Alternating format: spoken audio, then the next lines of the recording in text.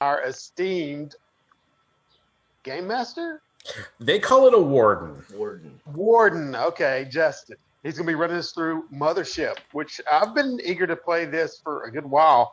I believe you too, Jason, have been kind of eager to play this. Yeah, you pointed this out to me, God, like 18 months ago, you pointed this out to me. Yeah, about a year and a half ago or whatever, when it hit my radar. So we never actually get a chance to do this. And lo and behold, Justin mentions it, so we're on board. Heck yeah. Literally and figuratively.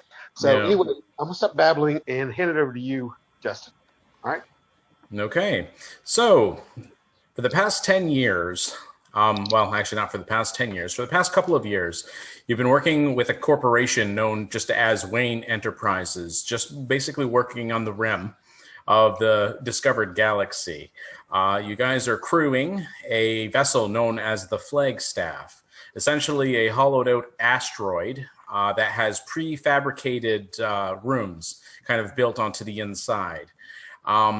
The reason why they do this is it's a cheap way to manufacture decent ships. And also, once you're done your mining rotation, you just fly the ship back, and guess what? It gets dismantled for even more cash. So you guys are coming about to the tail end of your 10-year contract, and you decided to start heading centerward towards home.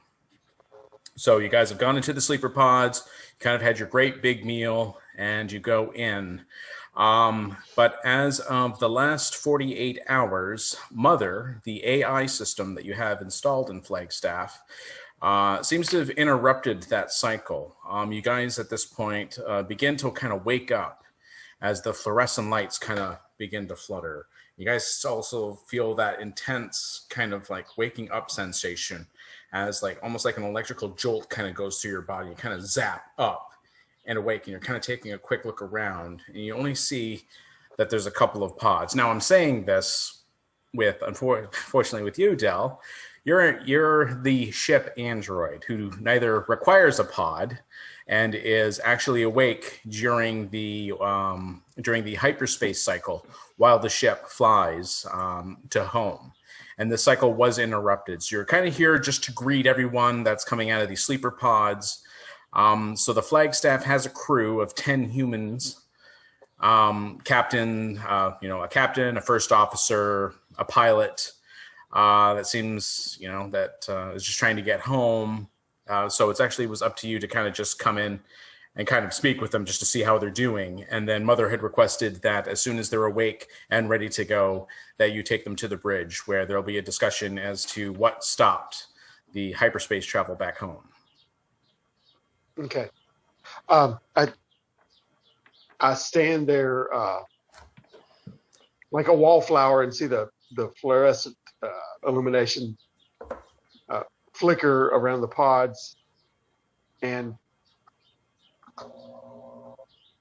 I look around and take a step forward as I hear some hissing and a release valve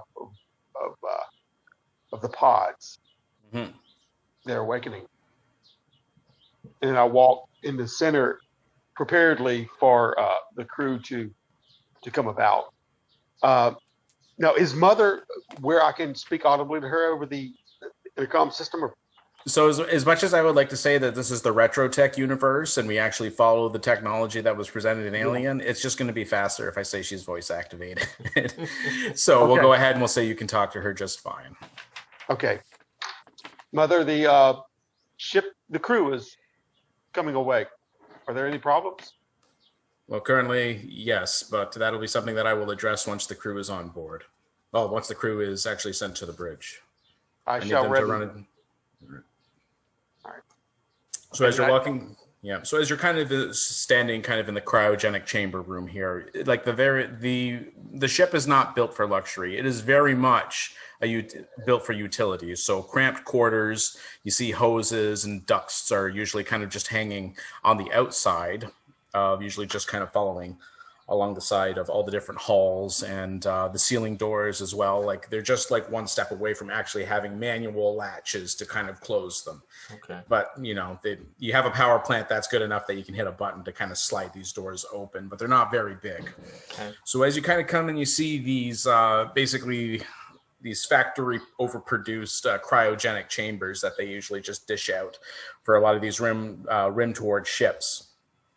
You see that it doesn't look like that all of the pods are opening. It looks like that 5 are remaining closed, and it looks like one of them is specifically to the captain. Or, well, one of them is to the captain and most of the senior staff, but it looks like the junior staff is the only staff that's awake. You see right now that the highest ranking one right now is the backup pilot, Eddie, who has basically the seniority on the ship between all these others. You see that you also have ship's navigator. Let's call her Elsa. Navigator. Okay. Communications officer Eric.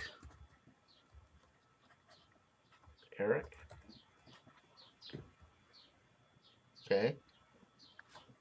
And these are all. This isn't the higher ranking people. These are the lower. These are all junior officers. Okay. Like you're not So you're I'm not the even backup like pilot, right? Gotcha. Yeah, so usually what'll happen is you may be on a rotation, or if there's a call for both of you to be up, usually during the mining phase, like when you guys are out mining in the asteroids. Okay. Usually you would both be awake, but you would do a regular rotation, but right now it just seems to be that you're awake. Okay. And then we're also going to say Dan, who is the ship's medical officer. Dan. Okay. So I'll slowly set up. Let my eyes adjust to the fluorescent look around, and I hate this part. I'll try to stand. Might be a little weak as I get my bearings, flex my legs a little bit, and start looking around for a robe. And again, put something on, that covers my body. I think 2 steps away from the pod that I was looking at. You can tell I'm expecting, and I offer my arm. Eddie, do you need assistance as you exiting the pod and getting ready?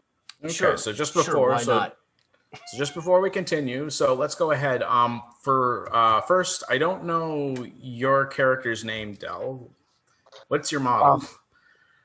Model is 6372, and I'm Hallis. Hallis, okay. And what do you look like? I look classically chiseled in my face is uniform. There's really no distinct look to it other than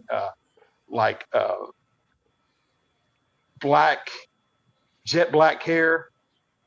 My eyes are crystal blue. Definitely a leading man in a movie. Yeah, there's not much. You see what I'm saying? It looks a little bit too. Yeah, a little bit too like perfect. a Ken doll. Yes, exactly. That's what I'm trying to say. A little bit like a Ken doll. Perfect. But I mean, so I stand there and I offer my arm to you. You can see where I was examining the pods that weren't opening. And I was letting Mothership know in the operability of them. How tall? Because as I stand, I'm blonde, tight cropped hair. It's 5'8". Always a 2-day beard, 6'2", lean, very skinny. Yeah. Is Eddie a big gangly? When I stand there, I'm only 5'8" and about 180 pounds. But I kind of look up at you and offer my arm and assistance, and I kind of crock it up like that. So I'm a little bit animated. I'll drape my arm around him and kind of lean on him as I kind of angle him over toward where the robes or my uniform may be hanging, my jumpsuit or something. Yeah, so you have like a row of lockers that are probably going to end up being in the barracks section of this particular ship, which is just kind of down the hall. Okay. So as you're kind of you see the other crew members are kind of coming out of it. You see Danny, he gets out. He's the medical officer. First thing he does is he just upchucks whatever he ate before going into the sleeper units or the cryogenic chambers. You see Elsa comes up, like she has a headache. She's like, I need fucking coffee right now. You need assistance then. Yeah, and then you see Eric kind of gets up and he just, first thing he does as soon as he gets out, cigarette. Yeah.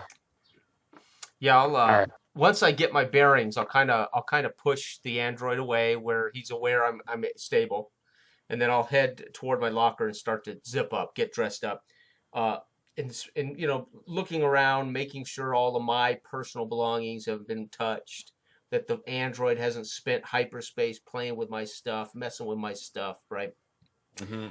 And at some point, I'll look over uh, to the android as whatever he's doing, and I'll yell across the up the halls wherever the barracks are compared to this, saying, "Why are we stopped? Where are we at? Are we almost home?" I paused midway because I'd gone back down the gangplank away from you. After I stopped, whenever you let me go, I kind of watched you for a second to make sure you had your stability, and then I turned around immediately and started walking off to help uh, find a mop bucket and bucket for Dan to clean up that area and go help them essentially. But then I turn around and look at you. I do not have that information yet. We are to go to the bridge. Mother will inform us. To the bridge, okay. Yeah, and you see Dan kind of puts his hand on your shoulder there. Yeah, it's Halos. Is that your character's name? Hollis. Hallis. Hallis. Yes. Hallis. Okay. I'm gonna say everyone's gonna start affectionately calling you Hal, but but Hallis. We can stick with Hallis. Yeah. So, all right. So with that, he just kind of puts his hand basically on your shoulder as he kind of slowly kind of comes up. He's like, "Thanks, Hal." Oh, how long were we out? Actually, okay. I look up at you were out for approximately, and then I'll give him the duration of time since they went into, So they were probably in hyperspace for probably about maybe a year and a half. I'll give it down to the minute and then say, just the data, right to the milli, like to the nanoseconds. Like no one cares that much. It's like I'll say that to him and kind of look at him and like this is a question. Okay, and then you see that with that, you see Elsa kind of perks up her ears a little bit, and she's like, "That's less than half of our travel time. Are you sure? Like, what's going on? Is there a problem with the ship?" I do not know. We were supposed to convene in the bridge. Mother will inform us. And then I turn around and kind of jankily walk off. This way, follow me. Okay, and so with that, yeah, and so with that, you see everyone kind of gathers their stuff. They get into basically their flight suits or whatever mining suits that they kind of have for when they're in the Flagstaff. And you guys all kind of go into the elevator to make your way to the bridge. Okay. So you kind of have that heavy industrial section, that big steel cage of the elevator gate kind of closes as you guys kind of go up and you make your way to the bridge, which is little more than pretty much a captain's seat, navigator's seat, and a pilot's seat, maybe like a little communication station. And basically just kind of like a large window that currently has a big metal shield, which is just basically like a sheet kind of closed against the bubble that you would be looking out into space. Okay. With that, we see kind of hovering in the middle of the bridge itself is basically like a red X, basically the symbol that indicates that Mother is currently active in this particular room and has cameras kind of turned on. Okay. And with that, she says basically in a grandmotherly voice that you guys are all quite familiar with. She says, "Welcome. Please, Mother, everyone have a seat." We are here minus crew members, and then I'll list those who didn't come out of the pods. Yeah, and that's when I notice that this is everybody here. That's the first time I actually realized not all the pods open and everybody's coming up. And I'll look around. Some pods were inoperable. Okay. Yeah, I'm at this point kind of a little surprised that it's just us, right? Which I shouldn't probably be, as we have shift work, but now since I thought we were home. That's why. Yeah. Right. Since I was looking at the pods, did I notice that if the life support system was still working, or if there was any kind of, if they were flatlined or not? Justin? It didn't appear to so. Go ahead and just make a quick intelligence check. Okay. Um, below it, right? I got a 17 on 43. Nice. From what you recall, and you usually do have a fairly decent memory, the past couple of minutes you don't really remember. Which is strange. Oh. Okay. It's kind of weird because you don't really remember, but it doesn't seem important at this time. Okay. Well, when he says that, I get to clarify. I think they were, and then I'll just look off elsewhere. Kind of lost my trail of thought. Okay. Yeah. Okay, so with that, you see Mother says, you may have noticed that, unfortunately, it looks like that we haven't actually made it home yet, that there was an interruption, basically, in the hyperspace travel time, making our way centerward towards Earth. Interruption.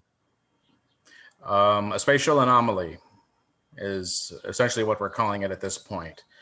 Something that has the strong enough signal or strong enough power to actually stop us dead in hyperspace. Damn. All right. Yeah, so I start walking over toward any kind of computer that I can man. Yep. And busying myself with just looking at data to see if there was any change whatsoever in the ship. I'll plop down to the co-pilot seat and verify. Maybe get all the instruments and everything, under my purview, right? Yeah, and you see everyone's kind of doing the same. Elsa has a station here. Eric has a station navigator. here. Where exactly are we, Elsa? Okay, so she says, so she's taking a look and she's like, this is weird. This isn't even to the way home. I don't know where this is. I don't know these star charts. What? And then you see Eric's like, this is fucking weird. I see there's a couple transponders around here, but yeah, I'll and then you swing my see pilot seat around, get up and go over and look over Elsa's shoulder at her monitor. See if I can recognize the star charts. Okay, and you see kind of Dan's kind of looking around, and he kind of looks over at the main front screen that you guys would normally be kind of looking out into space, and he's like, "Can we open up the shield? Can we open up the shield, Mother?" And Mother is like, "Yes, but please prepare yourself." Okay, so with that, you see basically you can hear the clink as the big metal shielding kind of starts to kind of open itself up, and you can kind of see that domed front section of the bridge that kind of faces out. And what you take a look is there's a singular planet quite a distance away. It would probably take you a couple of hours to kind of get to, with a moon that just sits dead in orbit, not moving at the one side. Well, at least it looks to be dead in orbit, not moving. But that's not what catches your immediate attention. What captures your immediate attention is you are not the only ship here. You see that there are thousands of ships surrounding this planet. Holy, are they? Can I tell if they're, of course, should I say, part of Earth's technology? Or are they like alien ships? Okay, so you hear Eric. He's like, "I'm on it," and he says, he's like, "Well, what I'm seeing right now is that there's only a handful of the transponders that are running, but I mean, a transponder's battery, like even if it was in an emergency situation and lost out in space, it's supposed to last almost 100 years. So I'm picking up maybe 4 or 5 pings of ships that are Earthling, right? Anyways, yeah, they share our technology, so to speak. Yeah, or they're all dead. The ships are so old. They're okay. Well, I'm not quite. Yeah. Well, I'm not sure what to tell you. Like the rest of the ships, I can't even confirm if they're human or not. But you do see that there's all these like stuck like all these different ships of various shapes. Of course, a lot of them don't have exterior lights on, so they just appear to be black shadows. Well, I'll plop down in the co-pilot seat while Hal looks up on the computer what he's doing, and I'm going to try to see if I can get the ship. I can pilot. I'm going to try to pilot the ship, move the ship, see if the ship will move at all while he's. Okay, so this doesn't require any kind of piloting skill. Yeah, piloting skill on your roll at all. So as you're kind of sitting, you're kind of turning up. You can hear the winding of all the hard drives, of all the screens and everything that you would normally have in front of you. Powering you up. have, that black amber screen that looks so familiar that's in front of you. Asks for your password, so you type in password.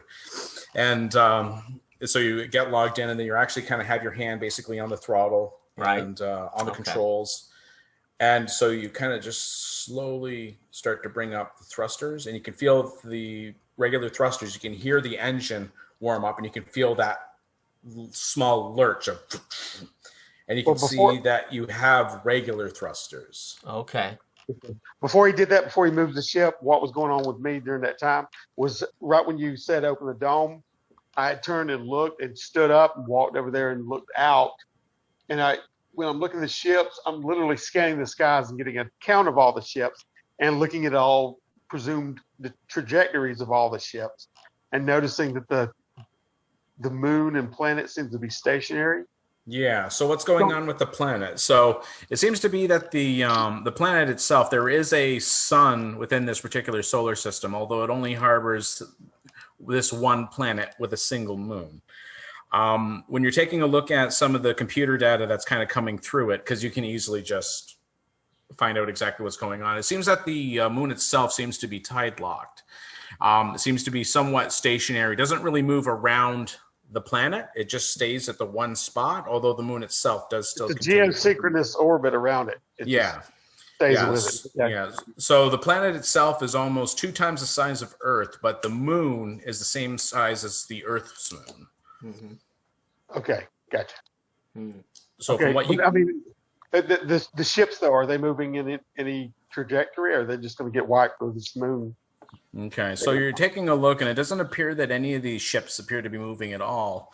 Like I said before, there's not really a lot of exterior lighting. A couple of transponders. Eric said he probably detected about 5 are still going off, but like he says he can't even verify who these ships belong to, whether they're all Earthling ships, because you do know that Rimward, there's rumors of, there's some weird stuff out there. Yeah. So you might be able to see that. But so from what Mother is telling you, she says, so she kind of comes back to the front of things and just lets you kind of notice things. She says, you do have regular thrusters.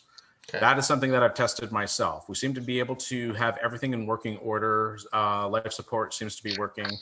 Power supply seems to work, but for whatever reason, this interruption or this anomaly seems to interrupt our ability to go into the hyperspace flow, to be able to go into, into hyperspace. Okay. Eric, where's the closest transponder? Can you identify the closest closest transponder of these ships? Yeah, just give me a second. Yeah, it looks like about. And when he says that, I'm looking for any blinking on any of the ships. Yeah, so he's like, at about about 4,000 what would it be? Yeah. Kilometers, yeah. Oh, geez, I'm Canadian. I should know that. That's okay. Kilometers. Yeah, at about 4,000 kilometers. He says, the closest ship I have is the Alexis. Alexis. Okay, Alexis. The Alexis. All right. So I spin around kind of facing everybody on the bridge. It seems to me we should this is my take now. Well, I believe you hear Mother kind of pipes up, and she says, actually, before you actually take command here, Eddie, I do have to let you know a couple of things first. You may have noticed that the senior staff has not been awakened from their hypersleep yet. The reason for this, I have actually had to make a kind of an executive decision, and I've decided to use the lower tier officers at this point, just for, for the expendability. What? As cold as that sounds. Yeah, of course. that the senior staff actually holds significantly more importance to get the payload that you currently have on this ship and the ship itself back home. So that is why I actually wakened up only the junior officers. We're the guinea pigs. Yeah, we get it. We get it, Mother. We're the guinea pigs. Okay. But I can tell you that the anomaly that seems to be stopping our hyperspace drive, and including all the other ships that seem to be surrounding us here, that signal seems to be coming the strongest from the planet ahead. Now, there's no designation for this planet, and as Elsa had mentioned before, this particular section of space, although I don't know how we got here, this particular signal seems to be emanating from this particular planet, the strongest. However, there is a smaller signal similar to what's coming from this planet, coming from the Alexis. So it is my advice. Now, you don't have to take it because, Eddie, you are the commanding officer, and your command does even overrule me because I am just simply a computer. But the Alexis may be a good starting ground to find out exactly what we might be dealing with here.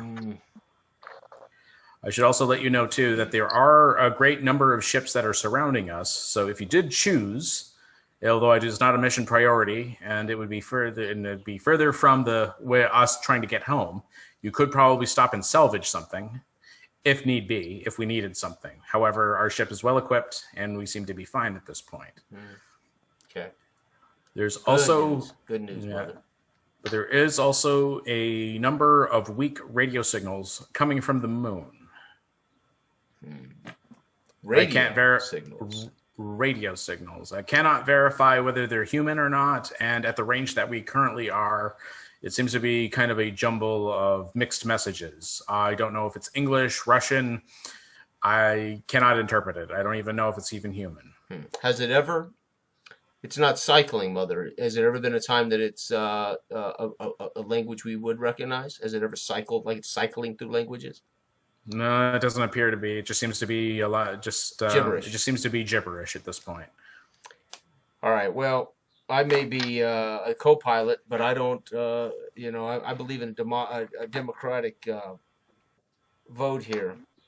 I think if the signal on the planet is the same as the signal on Alexis, it might be wise to discover what's wrong with Alexis first, because that might be a smaller problem that we can deal with, or they may have sent people to the planet and they're sending out a similar signal. Who knows, right?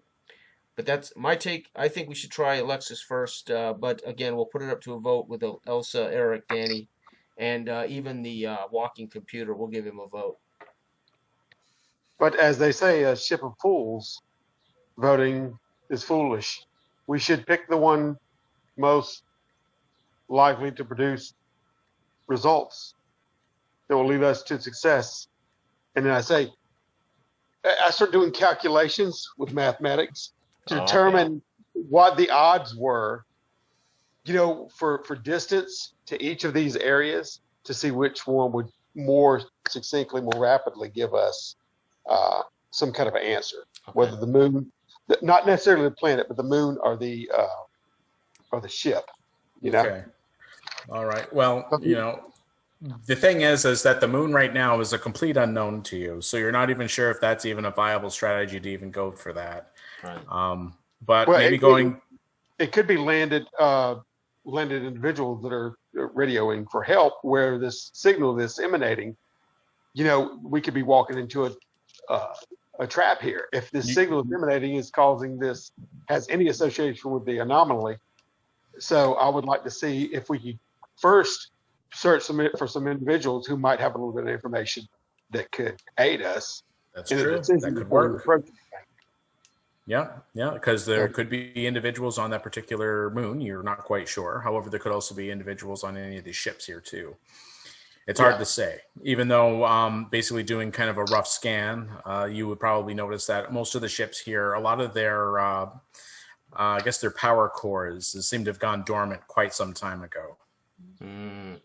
On the ships, yeah. Yeah, so they've been there for quite a while. Now, you do take notice that with the Alexis, it seems to be one of the newer ships, and it's not completely dead. Right. It seems to be kind of in a low power mode. Thrusters aren't working. It looks like that life support is not currently turned on. Oh, well, okay. Not many human beings can survive in a ship without life support. That may be the answer we need to avoid. Yeah, the Alexis may be irrelevant to us if there's no life support. Yeah, it may house something that we do not want to approach right now. Yeah, where like more walking robots. Moon landing survivors that have salvaged and, you know what I mean, are trying to subsist on the moon. That could be, we know that radio waves or whatever could be more so easily constructed by humans than this signal, whatever this thing is coming up, this foreign signal. So, yeah, just from the plausibility and probabilities of that, whoever is the most competent of us should take that information and, you know, and roll with it. All I am doing is bringing out probabilities. But we have who else do we got a navigator?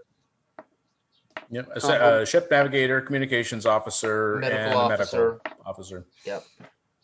Okay, I turn to Eric. These radio signals, Eric, would you be able to determine linguistically what, if any at all, messages are being sent from the moon side? From the moon side? I was going to say, if you get me close enough, I can just run Mother to just do a scramble and see if we can find anything else. It could be just it's just range, they're just using weak radios. I mean, normally we would have a radio that could go through pretty much the entire solar system, right? So we could do a flyby. Yeah, we could try. So, Eric, are you saying your best, you think there's interference? Could be interference, or the radios are just too weak. They could have very little power down there. We should bridge the distance, do a flyby, gather information. All right. Determine so I start to Elsa, help me. Well, Elsa, give me some navigation data here. Make sure I don't. I will request that she bang up some navigation to help guide me past ships, derelict ships, floating in space, debris, etc. And we don't need to get timely logged either, you know, in any kind of way as far as, you know, graviton feels from this planet. Right. So, and then I'll attempt to pilot where we can maybe pick up a greater signal from the radio, the moon. Okay. So you're kind of going through basically this entire field of basically derelict ships, and you're kind of cruising and slowly coming kind of through. And the journey itself is really quite treacherous. You're treacherous. You're kind of on edge a little bit, but the guidance system is giving you, some help, but you also do need to keep a sharp eye because, again, most of the transponders here aren't working. So, like, Mother may not be able to just clearly see these because she doesn't have an external camera. Right. But it doesn't require a piloting role. You easily make it fairly close to the moon, and the planet just starts to get bigger and kind of bigger and bigger. And as you're kind of coming to it, you notice that pretty much the planet itself, even though it does have an atmosphere, there's not a lot of green on it. It seems to be almost gray and ashen. The planet itself or the moon? The planet. The moon itself is exactly like Earth's moon. It's just a gray ball of dust. Right. When you take a look at it. But you do notice that there's actually a substantial amount of junk on it. It could have been ships that had possibly crashed from before. So you can kind of see Eric kind of hunched over at his console. You see that he's got like a pair of big headphones. You see he's kind of put his hand to his ear and is kind of hearing them. And you see he's kind of turning a couple dials and flipping a couple knobs. And you see he's kind of pointing at a small screen that has that familiar red X of Mother and kind of talking to it. And that's when the alarm goes off, a proximity alarm. And you hear Mother say, from the planet side, if you take a look and you can kind of see right away on your view screen, it kind of has like a little dot that kind of shows this object that's kind of launching at you. You see it. Right. One of these large junk piles that are by the moon, and you're kind of in a close orbit with it. Right. You see it looks like a giant harpoon. Coming from the planet. Yeah, I go into I basically call evasive procedures and hit some buttons and start to turn the ship into an evasive posture. Okay, so what I'm going to get Okay, so I'm going to go ahead and have you make a piloting check. Okay. I've got piloting with +10. Okay. 37, yes. Yeah, so your piloting is going to be your speed, so Yep. +10, so that's a 50. Yep, and I rolled 37. A 37. 37. Okay, so that would be a success. So as the alarm goes, and we see this mother provides this information, I go into evasive action instantly, either hitting the left thrusters, turning the ship away, trying to angle the ship away. It might anyone who's not seated and buckled up might get stumbled around. I don't know. It depends on whether we got the gravity on. Yeah. So you do have a form of artificial gravity that's currently turned on this particular ship. So even though with your evasive maneuvers, you do find that the actual massive harpoon still manages to hit the ship, piercing the hull and being attached to the particular moon somehow. Oh. But within those quick moments, you do fire the thrusters, and you can kind of feel the ship begin to pull that cable taut. What actually ends up happening when you kind of thrust the ship a little bit, that little bit, it actually is strong enough to actually test the strength of that cable. Okay. And it ends up snapping it. Okay. So your ship actually begins flying into higher orbit of the moon, taking the harpoon and a long string of cable with it. Okay. So the harpoon came from the moon, not the planet, as far as. Yes, it came from the moon, not the planet. From that jump pile on the planet. I mean, on the moon. Okay. Yeah. Okay. So I gun it and try to get further away from the moon, where maybe this can't occur. Okay, I'm staggering around a little bit because I didn't buckle in, and I'm saying, it seems we found someone. Eric, can you not hail them? Yeah, Eric's like, no shit, we found someone. It's goddamn fucking pirates. Their robot. Yeah. It could be automated. These could be automated defenses.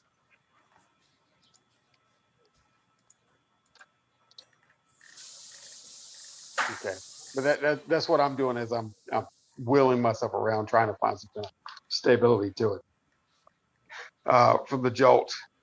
And then, Mother, is the whole compromised? Is life support compromised? Life support is actually currently not compromised. However, the hit did actually take a hit within the cargo bay. I don't know what the harpoon did, but it seems to have fused to the hull. You're not going to be able to remove it without a couple of days and some tools. Right now, the bay will require you to wear an EVA suit if you need to go into it. Okay, but it is locked down, and it is the only part of the ship that's been compromised. It shouldn't prove to be an issue. Before we go into, it will affect the integrity of the ship if we get into hyperspace? So it will have to be repaired, Mother? We can actually get into hyperspace without a problem. It's only the cargo bay. It should be fine. We have the airlocks themselves that, I don't think that there's any fear of us actually particularly losing anything even out of the hull. The breach is very, very small. The only thing I wouldn't do is I wouldn't try landing this particular ship onto a planet at this point. Okay. Because there's a pretty good chance that it'll just rip open and pretty much just that would pretty much damage the ship. But we can enter hyperspace. Do we have other shuttles and things on the Flagstaff?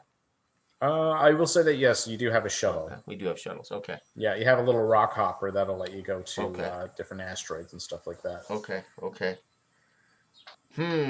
All right. I'm going to ask Eric. During that whole thing, did you hear any change in the radio signals there, Eric? There's a distress beacon that's actually coming from it, very weak. So that's what that signal was. So we did find out it's a distress beacon. Okay, good, Eric, good. Yeah, it is a distress beacon, and if you take a look, we have a couple surface shots of the moon. Yeah, I'll pull it up. Even though there's even though there's a large pile of junk, it looks like that there's an old colony ship known as the Perennial Tyrant. Perennial Tyrant. Yeah. The ship's over 80 years old. On the moon.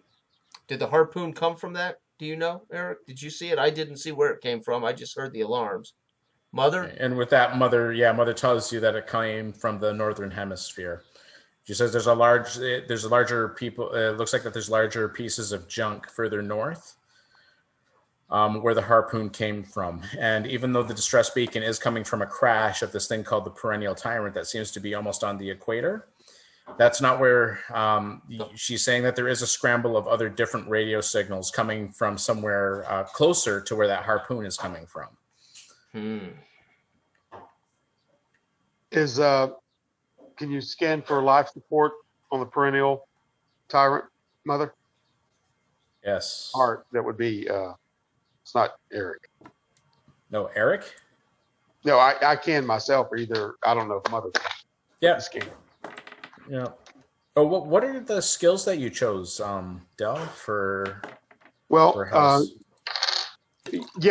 during the long year and a half, he's gotten quite good at hydroponics, growing little plants in his room on the vessel. Okay. And linguistics, actually. Marijuana? There you go. There's this ain't.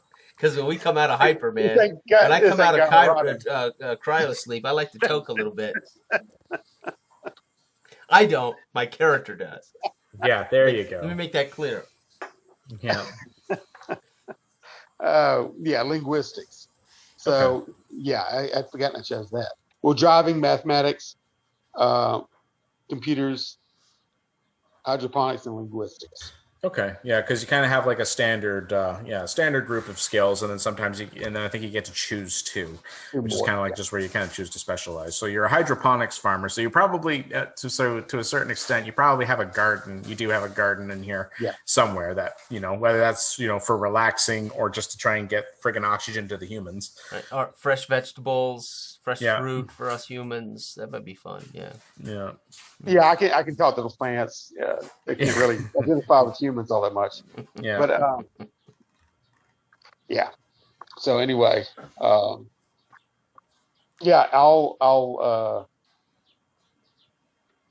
that's all I want to know. If there's any, assess the situation of the Perennial Tyrant.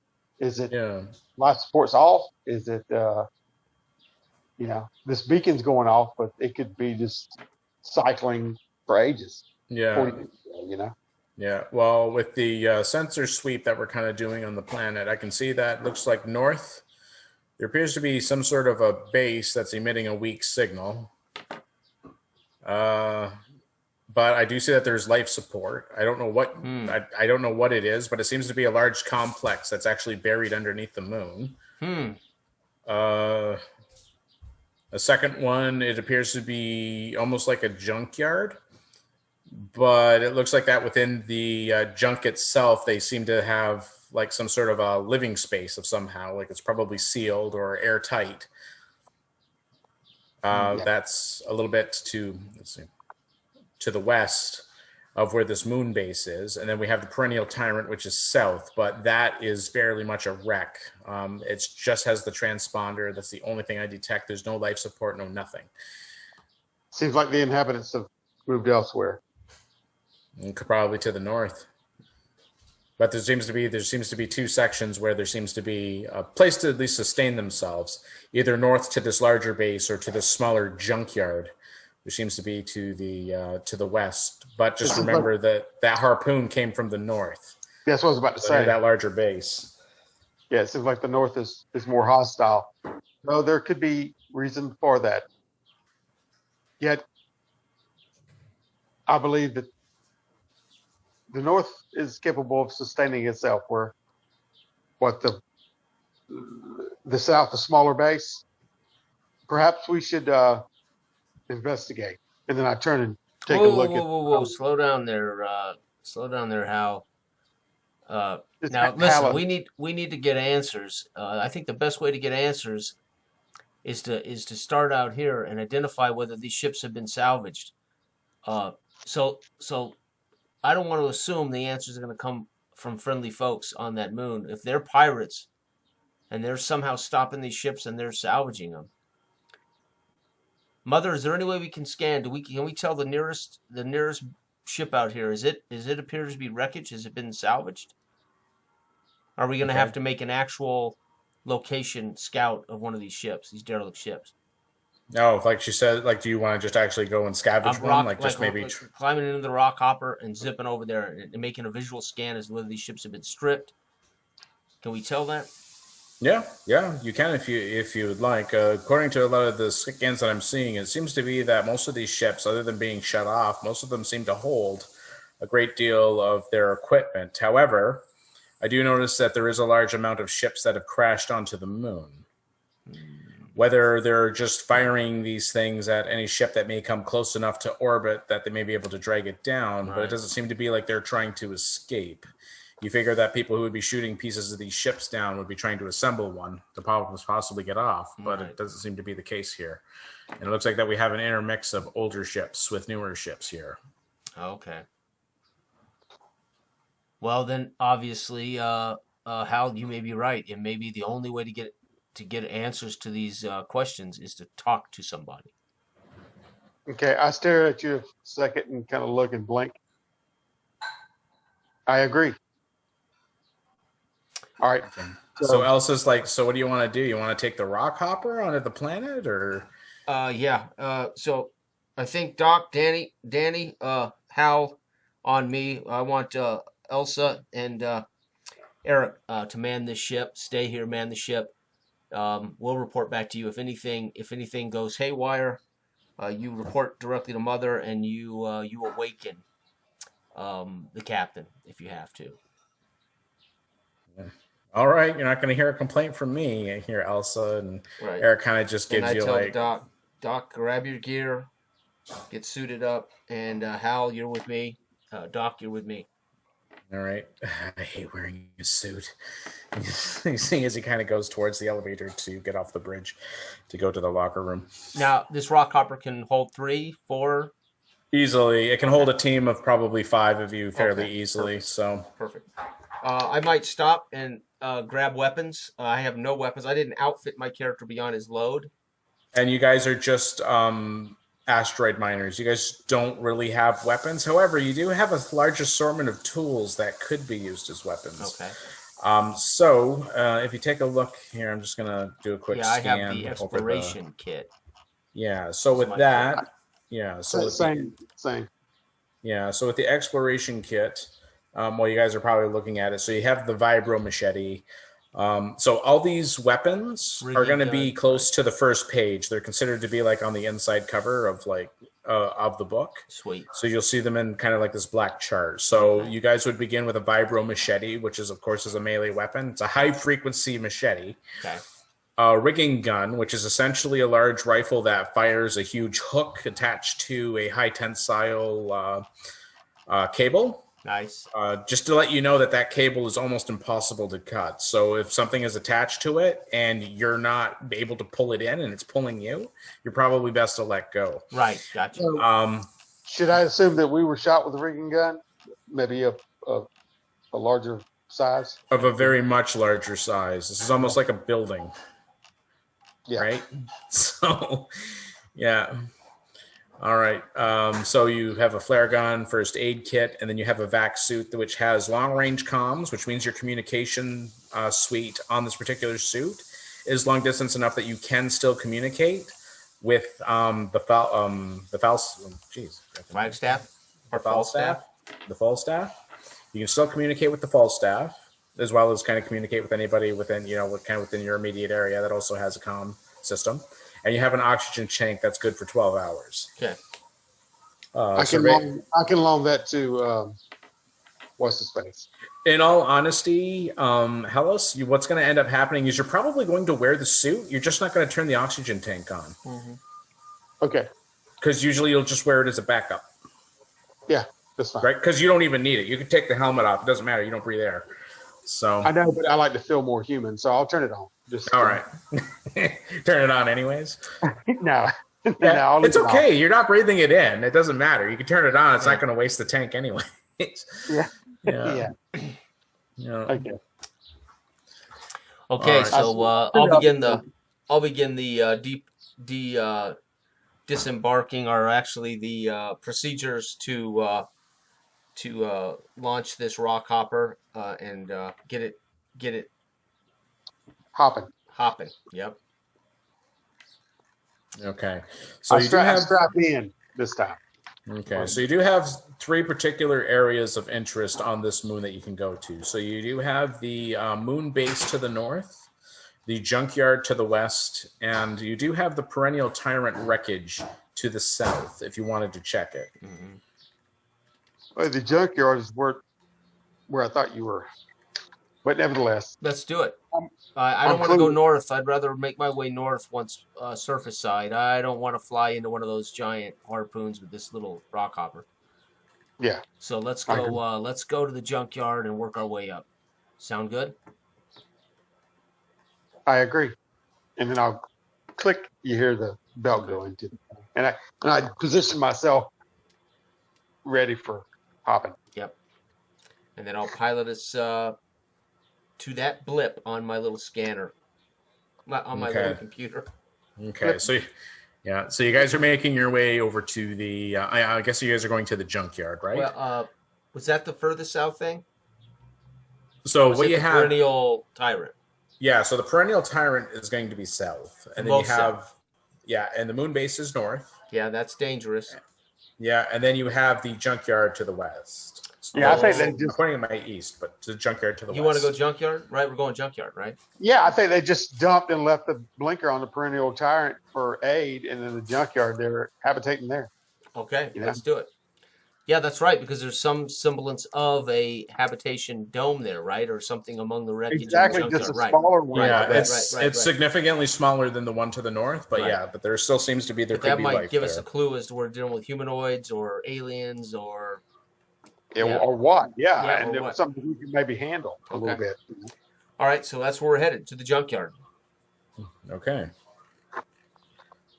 I'm polishing my vibro machete as we go. Yeah. Don't polish it too long; you'll go blind. All right. All right. So as you make your way, can I just have you to? I'd like you to go ahead and make a piloting check, Jason. Okay. As you yeah, 25. 25. 25. Okay, so that's under, and I will roll for my guys here. Oh, that's not a problem. Okay, so as you're kind of flying the rock hoppers, so you're kind of going through a series of halls. Everyone's kind of suited up. You kind of have your domed helmet on. You don't really need to really have it on. The rock hopper has enough oxygen in it too, to just use that instead. Okay. But as you're sitting in, you see that everyone's kind of suited up. They have vibro machete in hand, rigging gun that's kind of just off to the side, and you guys kind of detach off the Falstaff and kind of making your way. Basically, it's just essentially just a small cylinder with kind of like a slitted window in front of it. Is essentially what you have is your rock hopper. Okay. Does this have apparatus like arms and things you can use to mine? It has an exterior searchlight. That's it. So it's like it's like a submarine, basically. Exactly. Okay, gotcha. Yeah, it has that and an emergency beacon if you're in trouble. So hopefully someone within 400 years might be able to see that you died on this thing. Yeah. But I'm pretty sure HAL 6372 has an emergency beacon that's going off all the time too. Yeah. Yeah, I'm looking at the vibro machete as I'm going through, and I had my name engraved on it, as everyone does to denote their equipment. As you do. Yeah. It says Hallis, but for some reason, someone has scratched a P in front of the H. And I look at it quizzically and shake my head. I don't understand. It was on my locker as well. Yeah. So, continue on. Yeah. All right. So while you take the rock hopper down to the planet, you do see that there are several more attempts of harpoons being fired at the rock hopper. However, the rock hopper is small enough that these evasive maneuvers, you do get a bonus.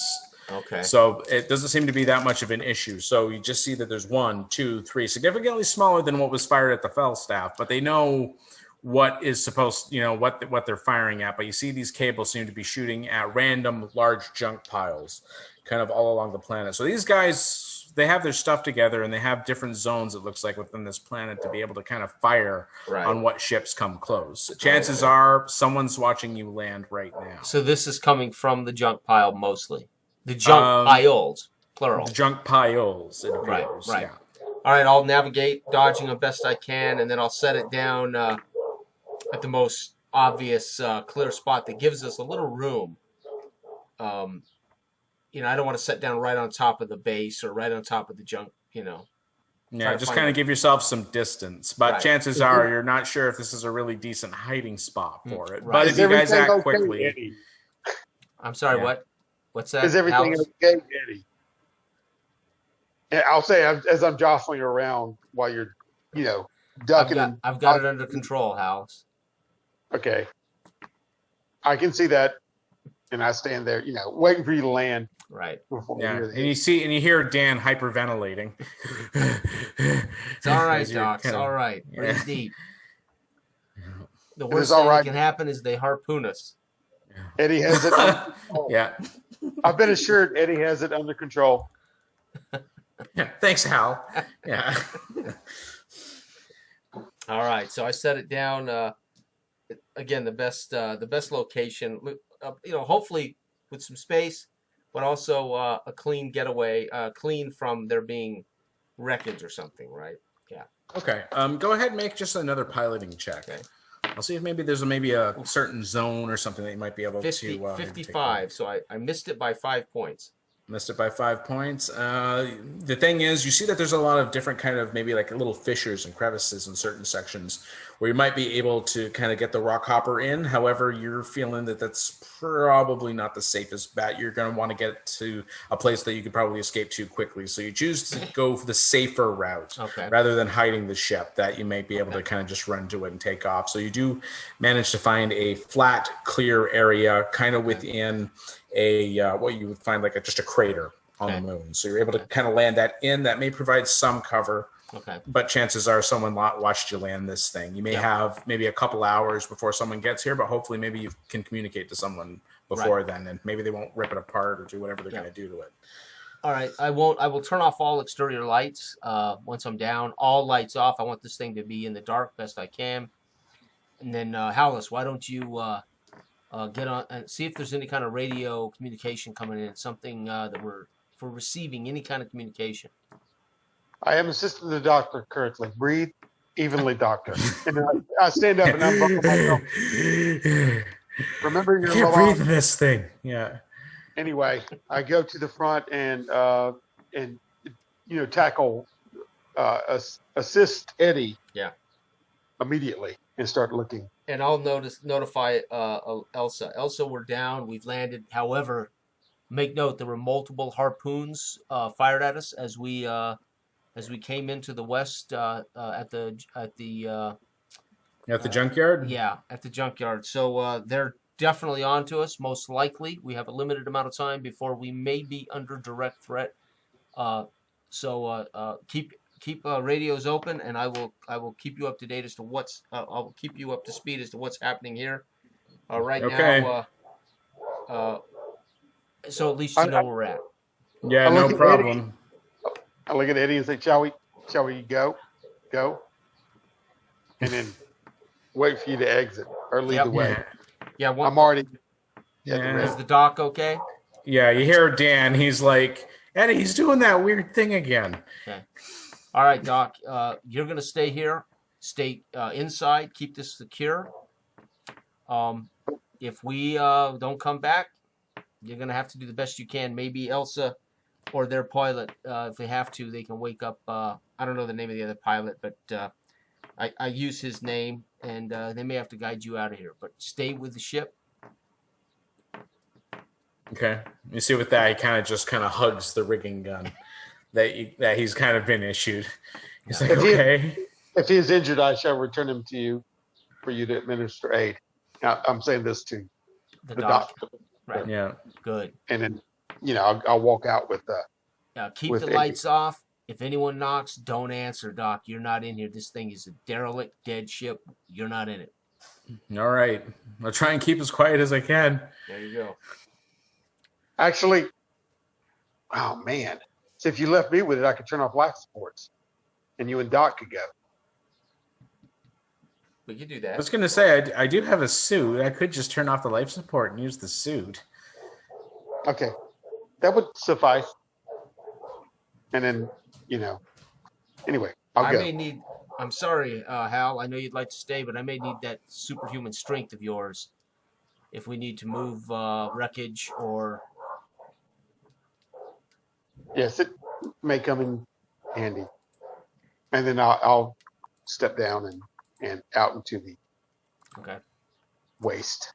Yep. And once we clear the door, hopefully Doc will shut it behind us. And we'll head toward where we know this living space is supposed to be. Okay. Now, can I gain direction sense? I mean, as far as where we're trying to go to easily, or is it in sight? Is what I'm asking.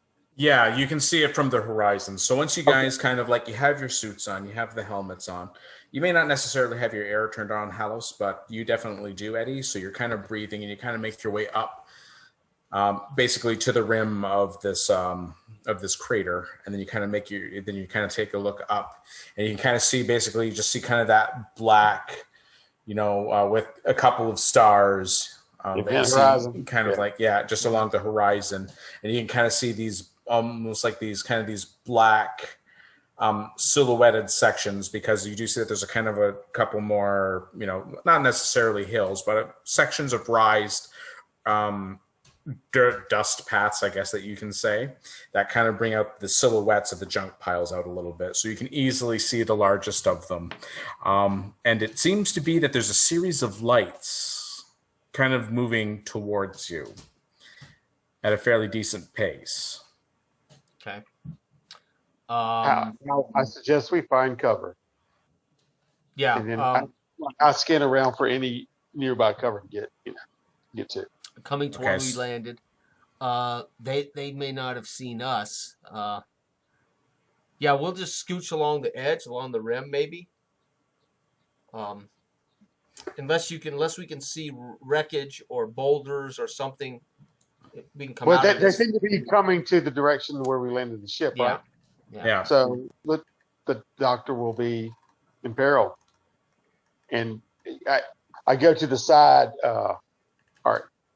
May I suggest we go to the side and see what we are dealing with as they pass, and then I'll make some kind of direction toward any kind of scrap heap or anything that could be on the side. I'll follow behind. I don't know what the gravity is on this moon. I don't know how fast we can move. I don't know how heavy it is. So it's about one. I'd say it's probably looking at similar to what we have on our moon, which is, what was it, 1/10? Yeah. So we're kind of bouncing along. Yeah. Right. Yeah. And I will notify Doc. Doc, we got lights headed in the direction of the ship, and we're going to try to give you a description of these as they get closer. So I'll let the Doc know that something's coming. Well, I'm going to get the hell out of here. I'm not staying in here. They're probably looking for the ship. All right. Well, if you feel that way, Doc, we'll stay put, Doctor. That is an order from your commander. I don't take orders from you, you synthetic bag. Radio silence. Doc, you're probably safer in there than we are out here. Just keep the doors locked. May I suggest don't radio say anything. Silence? They could be picking up on our channel. Okay, so you guys said that you were going to try and hide into. Do the lights appear to change direction as we talk? Are they down? No, they still seem to be it's a beeline, basically to the crater. What you can see in the distance, when you kind of squint slightly, it looks like it's a vehicle. Mm-hmm. Okay, it's making its way. It's not sounding. All right. Yeah. Okay. Man. No matter what, we have to use radios even to communicate with each other, Hal. Yeah. I mean, Hand signals. we can't whisper to you in the Go. ear, buddy. Hand signals. I basically look at Hal and say, dude, there ain't no sign language here, bro. No. There's no signs while we're. All right. So I'm gonna basically kneel down, and I'm gonna watch this vehicle until it comes to a stop, and then try to observe, and then react. I have to have data to react. So at this point, I'm not going anywhere. I need to see what the ship is. I need to see if people get out of it or what they're doing. Okay, so what I'm going to get you to do is you can either make a speed check or an intelligence check in order to give yourself some cover to kind of hide from whatever is coming towards you. So you do see that there's small scrap piles and a couple clusters of rocks and maybe a crater or two that you might be able to kind of hide shallow in, but still get enough of a view to find out exactly what's coming towards you. Okay, sweet. So that'll go for both of you. I'm going to do speed. I'm going to use intelligence because I'm not fast, and I'm decky, so I'm looking for some kind of cover that's immediate and that I can utilize. So 34. I made it by 6. 20. Okay. Actually, it's good that they succeeded, but you still beat them. So how it works, so what we're doing is we're doing an opposed check. Sweet. So with an opposed check, I also make basically a check with the percentiles. But how you win is if you have the highest number. So I ended up you want to roll the closest to your score. Yes, because it also lets you know that the one who's the most trained is the one most likely to succeed. Gotcha. Right. So I rolled it. Brilliant. I rolled a 2 for them to be able to spot you. Oh, great roll! But because you guys are higher than that, so you were able to, you're able to squeak by. That's a pretty. So cool you guys eventually, I like that. Yeah. So you guys are actually able to find a location where you guys can easily hide, whether that's together or separate. That's something that you guys can figure out for yourself. It's separate. Yeah, but you manage to hide in your own little separate locations. Right. And what you end up seeing is it's almost like an enlarged moon. It's like a moon buggy with the large all-terrain tires, pretty much just all a metal frame. But you see that there are 8 guys on this thing. You notice almost right away, Eddie, when you're taking a look at their suits are patchworked. These are older suits. They seem to be from different parts. You see that they have different components. Like you see some shoulder pads might be like a blue, but the suit itself may be like an orange, and the helmet just doesn't seem to quite fit right, but it's got like all these different bolts and everything to kind of make it fixed. Well, these guys are scrappers. How? Yes, so they're definitely scrappers, and it looks like that scavengers, And that's not the thing that immediately grabs your attention. Like, they are scrappers. You see, some of them are carrying tools, but almost every single one of them is carrying a military pulse rifle. Shit. We're dealing with some military, pseudo-military. I was going to suggest you hail them, and if they try to accost you, I would overturn the buggy. As far as with the G, like run up from the side, unannounced or whatever, like as you drew their attention. But pulse rifles, it's questionable. I leave that up to you, and I'll stay shut down comm right there. 8 of them on a buggy with pulse rifles, scavengers. I'm gonna quickly look, where they're at and measure where they came from. Is there a lot of debris between us and the direction of where they came from? I mean, is it like we could move from debris to debris and try to get to their base before they were? I don't know when they'll turn around, but there's 8 of them. What if this is the only 8? Maybe there's no other right house. So I'm thinking we should try to go away from them toward their base. This might be the only 8 that are here. If I can overturn their buggy, it would potentially disarm them and maybe trap them under the weight. Well, listen, if I walk out there to hell them, I can't flip the buggy over. So if you want to flip that buggy, go for it. I'll stay right here watching. I need some distraction if they stop. Oh, well then I'm gonna then Like I if take he- then I yeah. will get their attention and run away from them. I'm not gonna run toward They will track you down.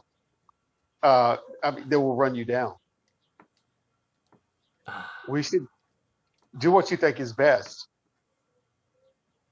But all I'm suggesting is if you want to step out and try to go, hey, and if they stop the vehicle, see what's going on, and don't light you full of whatever, I'll run out and flip it because we know we're dealing with a hostile situation, or at least we need to even the odds. You know what I mean? So Eddie stands up and shakes his head inside the helmet. I mean, the helmet won't move, but I shake my head inside the helmet, and I walk out to the kind of the rim, waving my hands, in this moon, 1/10 of the gravity, jump up and down a couple of times, like I'm trying to get their attention. Yeah. Immediately, I'm saying in my radio, immediately blinded by a spotlight. Yeah. Yeah. If they shoot me out, I'm kicking your ass. Yeah. So immediately, and then I'll start kind of running toward them. I agree. So you see with that, you see the buggy kind of turns around and going on that straight path towards the shuttle kind of makes its way towards you because it actually sees you. You see that there's a couple guys that jump down. Not all of them do. I'd say you probably see half, so 4. Okay. Kind of come out. You see 2 of them kind of like well back, have the rifles kind of up, and you see that there's these 2 other guys are kind of walking up towards you. Okay. They don't have any weapons. You see that they have they both have their hands up, and then you see the one guy that's walking towards you. Yeah. He taps the glass on his helmet and then points at you. Okay. Taps the glass on his helmet and points at me. Yeah. I tap. You see, it looks like he's motioning, like, you see he has his hand motioning to his and taps his glass and then points at you. Okay. I do the same. Not quite sure. I return the exact same gesture. Okay. So you see he slowly comes up to you and then he presses his bubble helmet. And you see the guy's just caked in grease, big grizzly beard. Yeah. His eyes look bloodshot. You just imagine the stench is just horrendous if you were ever to smell this thing. Right. You see he grabs, he kind of grabs just like a piece of a harness where you kind of have your vibro machete. Yeah. And he puts his glass of his bubble helmet against yours. And he says, go to channel 174 so we can talk. So he lips it. Right. Yeah. Yeah. Oh no, you can hear the vibrations between the glass bubbles. You can hear him. Ah, gotcha. So I say out loud so Doctor and him can pick it up. 174, signal 174, so we can talk. You got it. And I say that so hopefully they hear on their channel before I flip over. So yeah, and that way hopefully the Doc and Hal could flip over if they wanted to hear this. So I flip over. Okay. I'm Bones, Eddie. Number 254765. I am the co-pilot of the Falstaff. We are here investigating if there's any people in distress that may need help. Okay, and you hear like all the guys laughing on the radio. Like, oh, buddy, you're in for a really bad day. Yeah. My name is Brecht. Why don't we take you back to the scrapyard? We're going to have a lot to unload on you, actually. A lot of information. Okay. The scrapyard. You got it. Now, I'm here alone. I came down from the Falstaff, my crew of 72 up there in the Falstaff. Yeah, we heard the chatter from up north. They tried to shoot you down. Yeah, that's unfortunate. Why they didn't attempt to communicate with us? It's because they want your gear. Oh, but you don't? We do, but we're not nearly as aggressive about it as they are. Ah, right. So you're going to take it from me nicely versus violently. Well, it'd probably be better if we explained it to you. Anyways. Well, you're the man with... You're absolutely sure you're alone?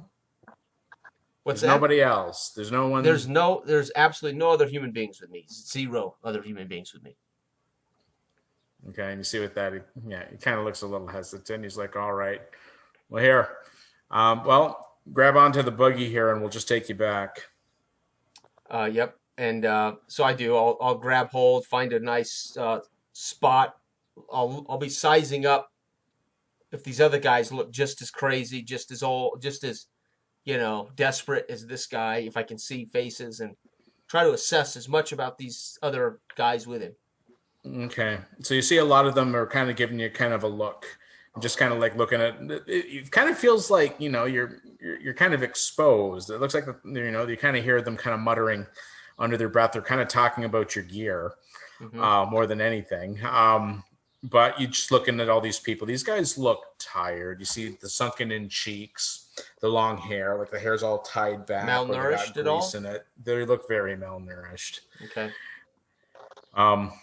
So, and with that, as you kind of grab on, you can kind of feel, the tug of the vehicle as it's kind of making its way to one of these larger, basically one of the bigger piles that you see. So you kind of left behind Halos. I'm not sure. What are you doing, Del? You kind of see that. I figure since I'm an alien, a non-biological life form, I could move amongst the wreckages, and approach the camp and listen in this whole time as long as I'm staying in long comms. Okay. And determine. I'm waiting for him to kind of inform me offhand how to approach or what's going on or whatever. So I'll make a decision for that. But I'm definitely staying, within reach, which I know he can still. I don't know if it's that far away. It should be within comms, I think. Right? Yeah, you'll be well within comms. So yeah, so you guys have long range communication, so that's not an issue. And I can just say that there's enough debris between here and to the scrapyard that you could easily kind of just leapfrog from one junk pile to the next without. Yeah, I just want to be floating debris that they can't really scan and see if they have any kind of technology, which I'm worried about now since they got pulse rifles. So I don't know what they've pillaged, and came up with or what they have. So you guys really need gear, huh? What's the reason that you need so much gear? I'm trying to talk to the Open 174, trying to find out, my goal is to signal. Yeah. Obviously this is important to you. It looks like you guys have been patching things together. You've been here a long time. You really want this gear, right? All this fancy gear I've got. Yeah, well, some of us have been here for as long as 20 years. Son of a gun. Yeah. Okay. But I don't want to say from these other ships in orbit.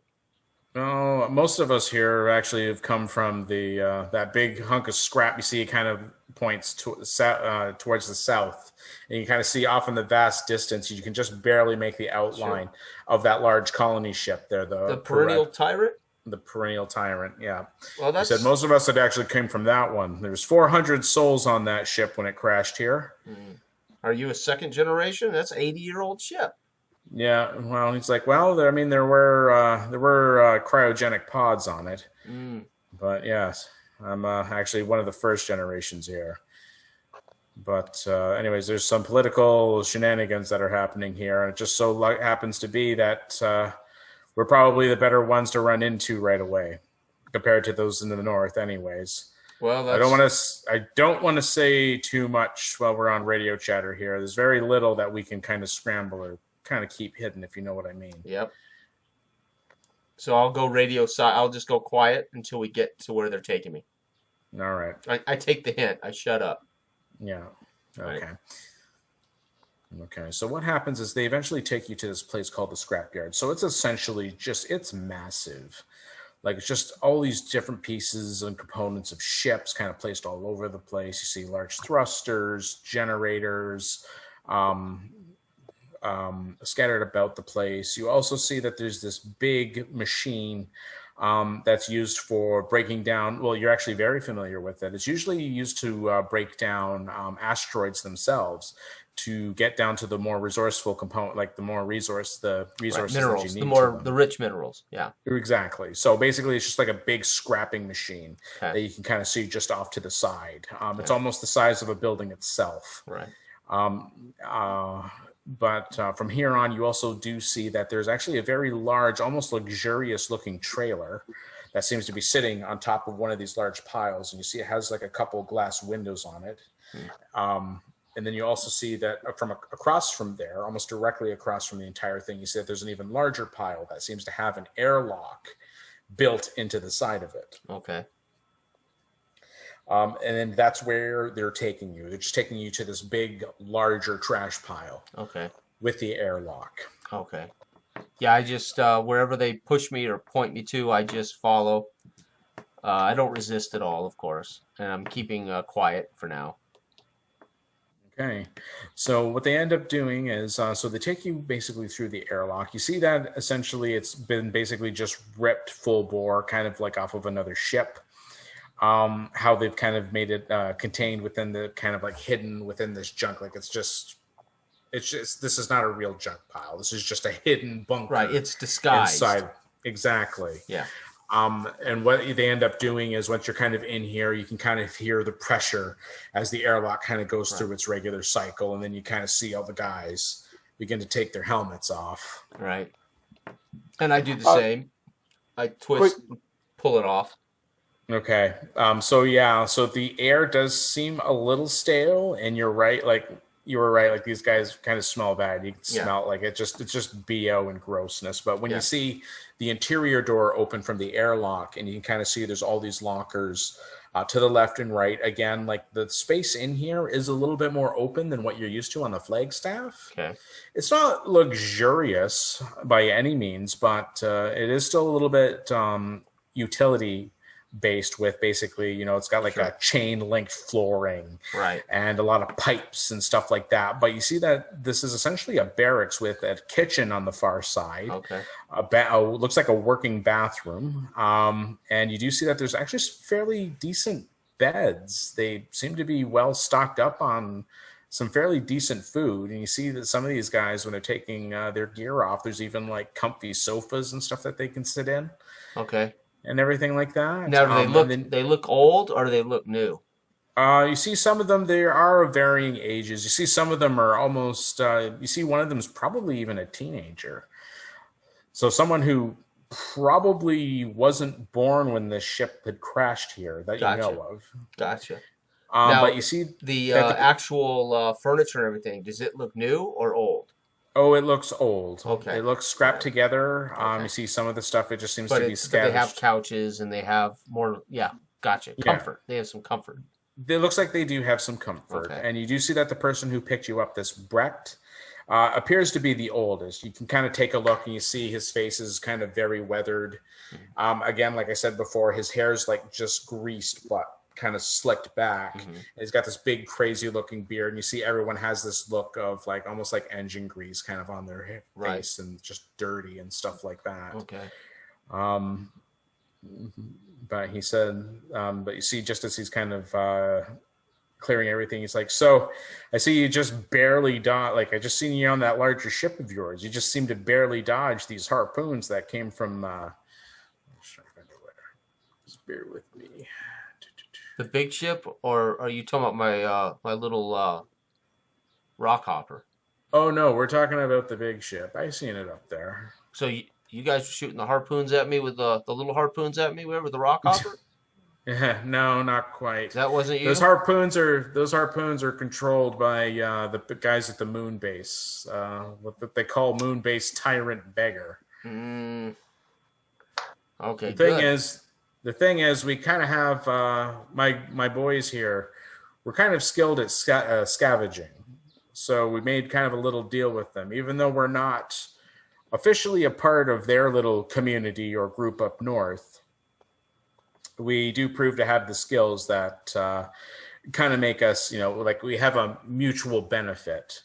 When we scrap what they shoot down, we have certain freedoms. The woman that's in there kind of rules with an iron fist, and they've resorted to darker methods in order to feed themselves. Cannibalism. There's a certain voting that happens in there to. While just because I would be still hearing up to a point, I suppose, since I'm on that same channel. Well, I don't know. I could have left the channel open, even though I took That's off really the up to you. Did you want to leave the channel open? Oh yeah, I took off the helmet, but I'll leave it on. Okay. Yeah, I wanted to first, since I got linguistics, to kind of determine some kind of a dialect that they may be speaking, and basically where they may be from. You know what I mean? Okay. Racially, whatever. Okay, so they do sound like that. They do seem to have like a language almost like Old Earth. It's very much it's very much I guess American English. Boston. Yeah. Yeah. We like you, okay. Yeah. Oh, while I'm okay, and when I'm approaching the place with hydroponics, I want to see the systems that are feeding this little base that they have. Water recycling, as far as in air and whatnot. I'm trying to look for any potential turn-off valves, so whenever they go night.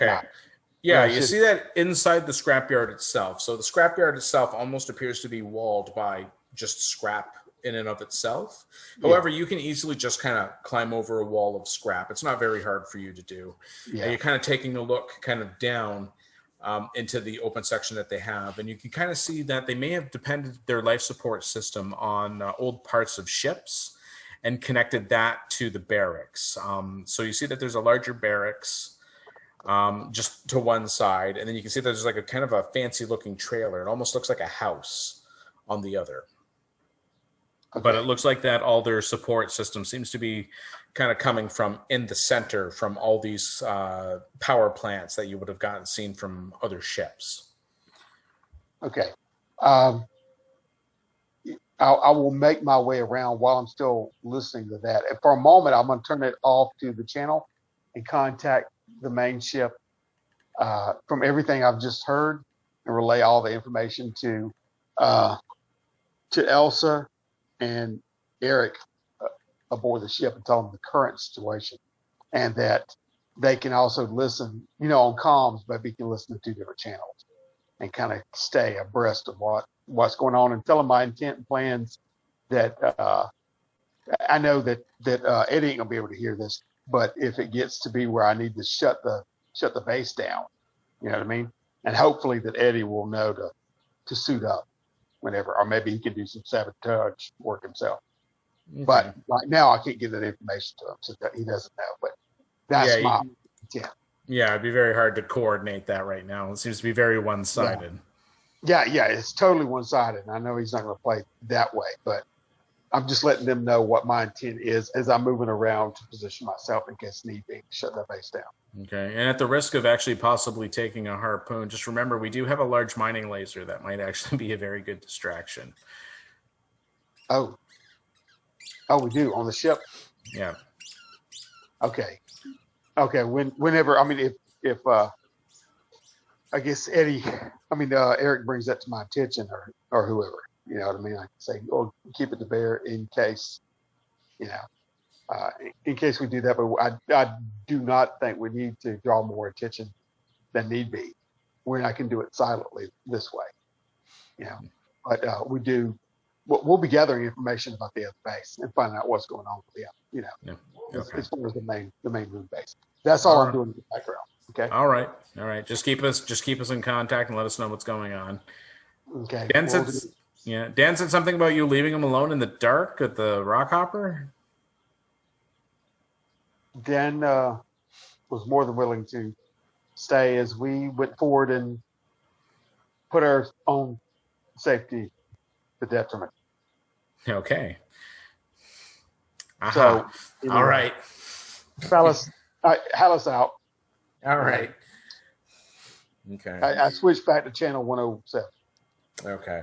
So you can kind of hear Eddie kind of chatting with this wrecked So Brecht, you notice he kind of shows you around. He kind of introduces you to a lot of the other scavengers. You're not really remembering their names because there's so many of them that he's kind of going through. He's like, yeah, this is Charles. This is Nick. This is Old Fogey. This is blah, blah. You're like, it's kind of like static while you're just kind of shaking hands with everybody. Okay. But Brecht said, I seen some pretty fancy dodging there on that particular ship. You by any chance the pilot? I'm. Who else would have piloted it down? I'm here alone. Yes, I'm the pilot. Uh-huh. You see, he doesn't look like he's very convinced.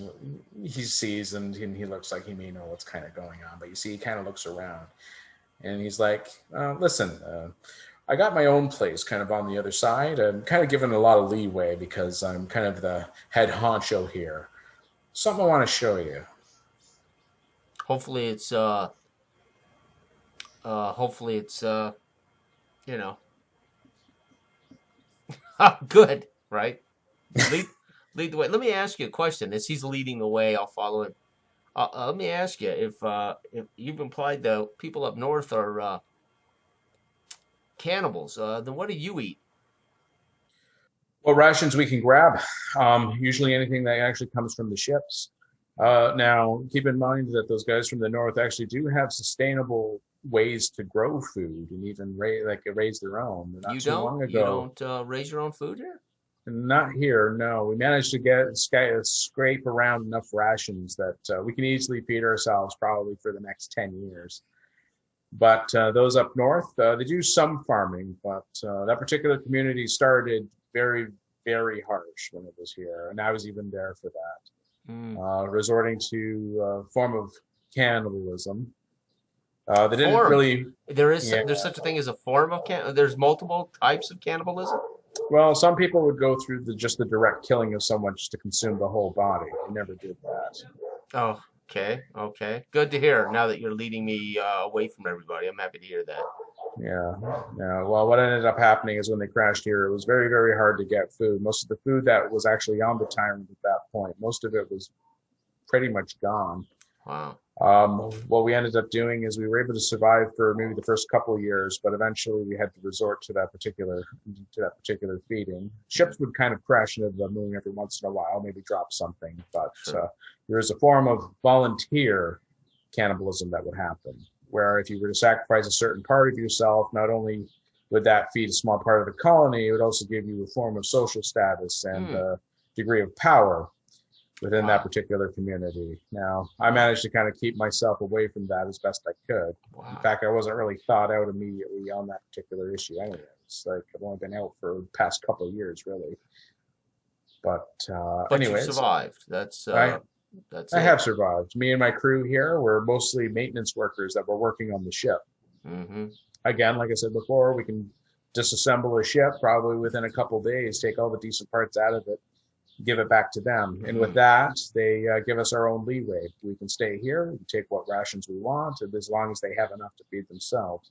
But I know that there's been a great degree of livestock lately that we've been able to deliver there. However, they've never totally gave up their political system of sacrificing parts of themselves for a meal. Sure. In order to go somewhere. But, I don't even know what they would do with their prisoners. You hear stories, right? It's been some time since I've been there.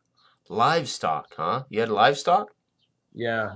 Not too long ago, there was a ship that had goats.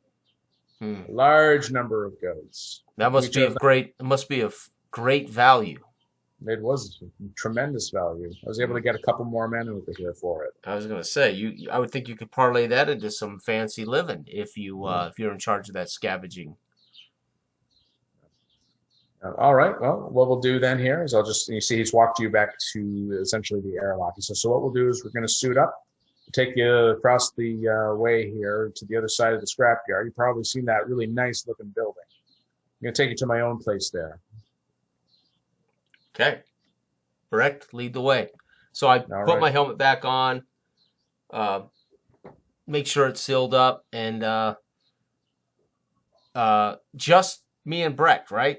Yep. Yeah, it doesn't look like any of the other guys are heading over with you. Okay. And I'll follow for now. When I get out, though, I'll kind of look around like I'm inspecting the wreckage, and just looking over their compound. But at the same time, almost sneezed. Hold on. At the same time, I'm trying to see if I can spot Hallis, if maybe he's hiding out or somewhere, right? But Okay. I don't want to be obvious about it as I follow him.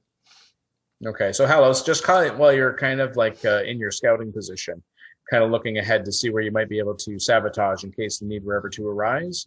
You do see that Eddie appears to come out of one of the basically one of the scrap piles, along with another guy wearing kind of like this patchwork spacesuit. And it looks like that they're making their way from the airlock that's in basically the scrap pile over to the fancy looking trailer that's across the way. Okay. And this life support system for both places are not connected, correct? Yeah, it looks like that the ones that you're looking at here that are exposed are primarily for the scrapyard or the scrap pile. But I mean, they're not. Are they fed from the same power source? Yeah. But so I'd have to immediately cut off one, but not the other. Yeah. Should I decide to? Mm-hmm. Okay. I try to do something whenever Eddie looks my way, if I can see him doing directly, but I'll stay motionless otherwise. Well, you notice that doesn't seem to be like a lot of lookouts around here for whatever particular reason. And it looks like that Eddie's alone with this guy. Okay. I mean, it's best, and I can still hear what they're saying, right? Yep. Okay. I'm just going to try to get his attention when he goes in my direction. See if I can do that move, as long as the other guy isn't looking at me. So I'm going to try to alert Eddie. You'll need to. Yes. No, you don't need to make a roll for it if you wanted to just try and get his. I'm trying to make sure that. Well, let's see with the other guy. Yeah. Yeah, would Brecht be able to detect it? You know what? Let's just go ahead. Go ahead and make an intelligence check.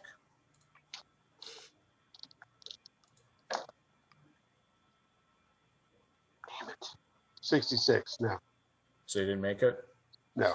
All right. So you're kind of trying to grab Eddie's attention, kind of on the top. When you see that Brecht, you see he's kind of talking to you and talking about kind of a little bit more about this place called the Tyrant's Beggar, which is this colony to the north. Right. That seems to be kind of a host to this weird cannibal cult that it keeps on talking about. And then you notice, and then that's when you notice, Eddie, you can see Halos just kind of like on top of the scrap pile. He's like trying to get your attention. But then you see when Brecht is looking at you, he kind of turns towards the direction. Mm-hmm. And he says, he said you came alone. No, I said I'm the only human here. That's a skin bag? Don't you have skin bags? No. You don't have skin bags? No, well, I mean, there's probably a couple over in the at the Tyrant Beggar, the colony to the north. Yeah, but not here. He's an old model, and I try to think of the oldest possible model I can think of. He's almost like a calculator. He really is, he wanders around. He's not. Yeah, really... he's the Texas Instrument version of. Yeah. So I try to, looking right in the eyes of Brecht. I am alone. Trust me. I mean, he's pointless. Okay. Well, he says, I don't know. Is he going to come down or is he just going to stand there? I'm going to let him hear that through through the speakers, right? So that's that would still be your call there, Hal, because you can hear this guy say that, right? Matter of fact, Hal could speak to him if he wanted to, right, on this channel. Yeah.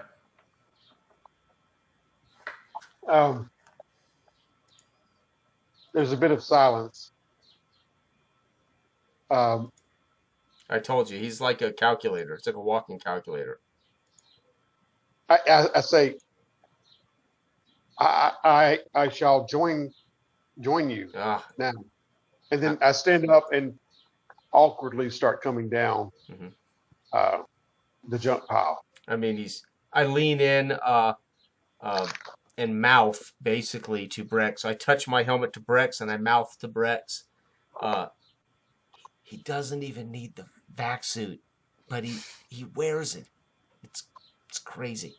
And I back away. Okay.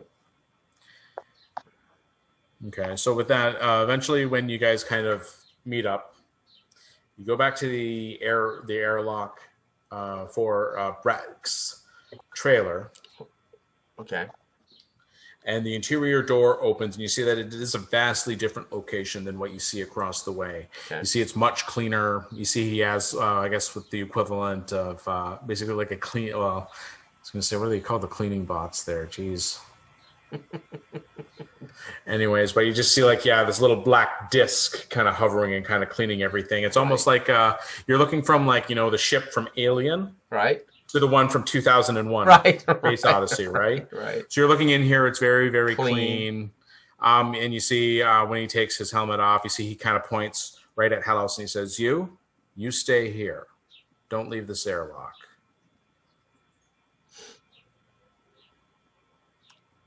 You're muted.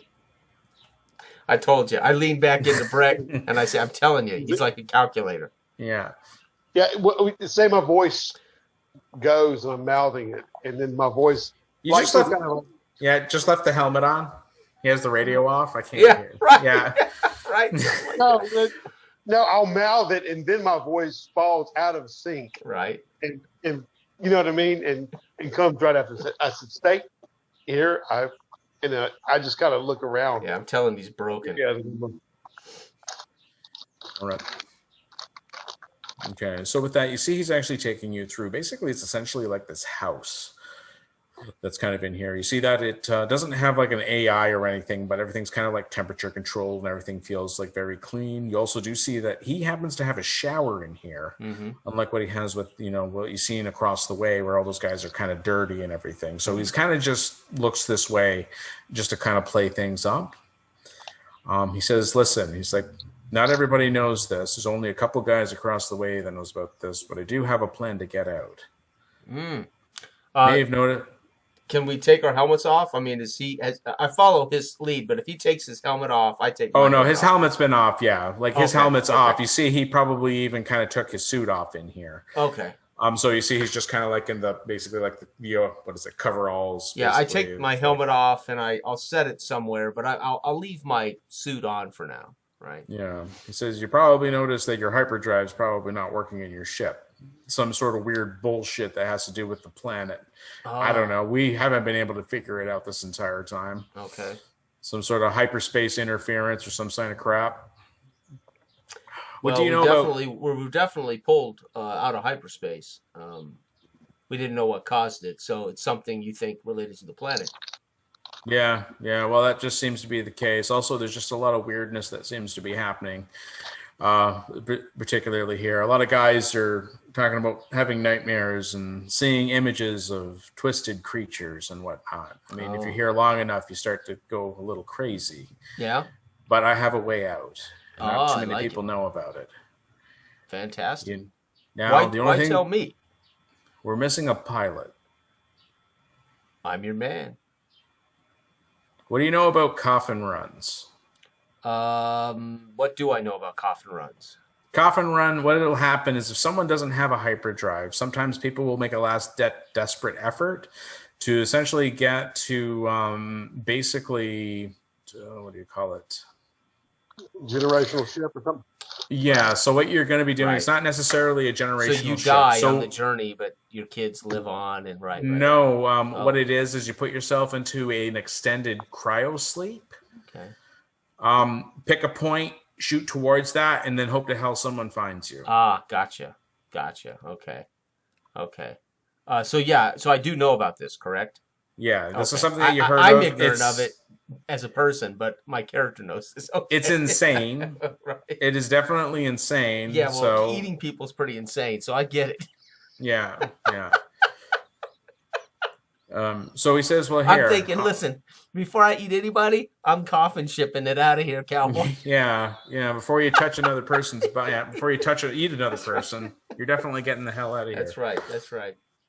So no. So what happens is Brecht, after he kind of takes you through his mini mansion here, he takes you over to basically it's like an air, just an enlarged air duct, like just a big grate.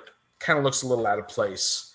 And he kind of pushes it off to the side, and he walks you through this fairly large crawl duct, like this air duct that you can kind of crawl through. Okay. And you see, he kind of has like a mag light just off to the side, and he walks you down. What he does is he takes you to what almost feels like a silo, where it's just a big, long, empty tube that runs down. You do see there's a rocket in here. And he says, like, over the past 10 years and a couple of the boys here were able to assemble this small ship. It's got 6 cryo sleepers in it, hopefully with enough juice to freeze people for the next 200 years. However, we only have an approximation. We think that the next system that's closest, that's habitable, is about 100 years out. Mm-hmm. But well, once you're asleep, it's all up. You're leaving it all up to the fates. Anyway, pretty much. How do you expect to escape the north? Those damn harpoons. Well, again, that's just going to be luck. Ship should be fast. Ship should be fast enough. Yeah, I kind of walk. Can I walk around the ship and look at it? Yeah. So I'll walk around and inspect the engine. He is just a calculator, but it might be wise to bring down Hal to make sure that he can analyze this with me. He's just a calculator, but he's pretty much he's a good assistant, good at math. He could factor the math here to tell us what our escape velocity would be and maybe help calculate those things. If you want to include Hal, and this is the thing. Let me tell you, if you don't have a skin job or you don't have one of these robots on this ship, he can make sure, right? He can live frickin' forever. So imagine the coffin ship with an android who can hail passers-by, etc., and wake you from the sleep, instead of just hoping somebody sees you shooting through space. 200 years, 100 years, whatever you think you got. Okay. You didn't just find a pilot. You found something that can stay awake while we're all sleeping. But I get one of these spots on the ship, one of these cryopods. Yeah. Okay, and you see with that, you see kind of knowledge, kind of like raises an eyebrow. He says, "You know what? You're making a lot of sense to me." Mm-hmm. Well, all right. If we can invite him in to analyze these engines, give me some feedback, and then I want to see your cockpit. I want to see your control panel. I'm not gonna, I can't tell you whether this is feasible until I inspect all this. All right. Well, go ahead. Take your time. But I just do know that I needed a pilot. I do need a pilot to at least give me some sort of correct trajectory, just to make sure that we can get there, get into the right system. So I figured I'd offer you a spot if you're willing to do the calculations for us. Okay. So all you can get out of here is 5 people, plus me and the robot. That's right. Okay. I wish we could save more people. You can't get. You have no more ships to get more people out of here. The thing is, we've been kind of doing this one in secret. If Malta, the person to the north that kind of rules over that colony, ever found out we were doing this, she would go insane. She would declare a war on all of us. Well, she won't find it out for me. I'm not taking any cannibals out of here. So yeah.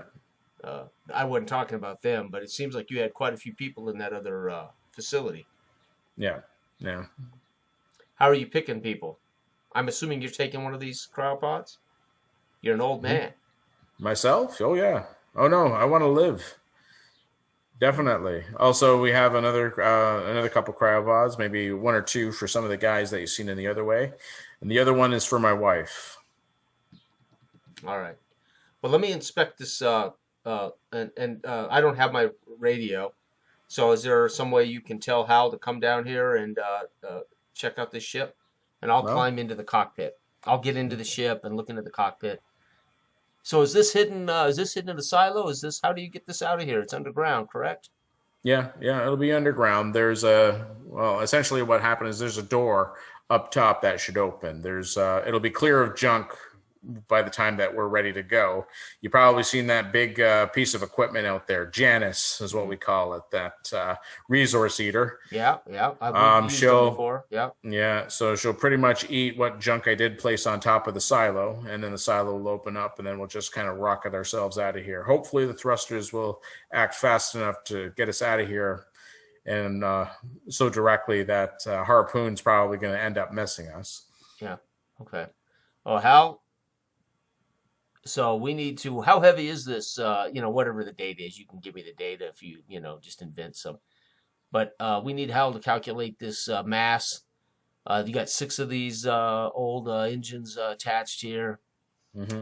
We got to know the mass times, and we're on a moon that's about the 10th of the g of gravity, right? So 1/10 the Earth's gravity, right? Right. Well, 1 g at least, right? Yeah. Okay.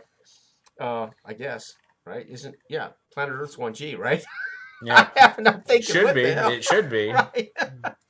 Right. So Hal, we need you to factor what the odds are that we can escape from this moon with this thing fully loaded with 6 to 200 And so pounds. And so within this time, Brecht has kind of come back up. He's taken you from the airlock down to show you kind of this hidden missile silo, this hidden ship that he has. And he says he's hoping to do a coffin run. He says it should take everyone about 100 years to get to this other system, to do it without a hyperdrive. Okay. As I'm walking with him, I'm doing rain man like calculations. Yeah. And I asked Breck again. So all you've ever seen in your how old are you, Breck? 60 years old?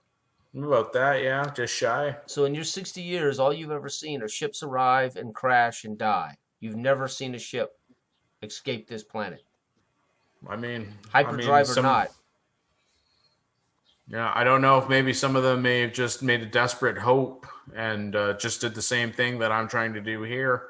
They just turned right around and just were taking their chances. But no, I've never seen another hyperdrive shoot out of this system. All right. Okay, when I guess I'm there at the ship right now and I'm looking at it. And what would you like me to do, Eddie? Well, we need you to do some quick mouth calculations. These 6, and I give him the name of the engines and the size of the engines and roughly the amount of weight this thing is. And tell me, do you think it's going to have it? You're looking at it like will it create enough thrust to escape those harpoons? Yeah. So now you're taking a look at this Halos, and he's calling it a ship, but it's a rocket. Right. It's basically it is not a ship. Right. It's it's probably as old as my model is. Right. So I'm looking at it right now. This is what I want to say because I'm playing this up too. I'm looking in there and I'm looking at the dashes and the seating arrangement around there. So essentially, you're looking at the 6 cryopods that are kind of in the center of this thing are in a fairly decent location, but like the thing is, like, this is desperate. Mm-hmm. But I'm not treating him like he's delusional. I'm treating him. No. Yeah. But I'm gonna lay it out for y'all. Okay. So just hold on to your seatbelts. Because so when I'm in there, I'm looking around and I pantomiming, looking at because I've heard everything that was said up until now, right? Mm-hmm. And I'm taking it in. And so I'm feigning, with what would you like me to do, Eddie? And what is the intent? So you're just inputting information to me. Right.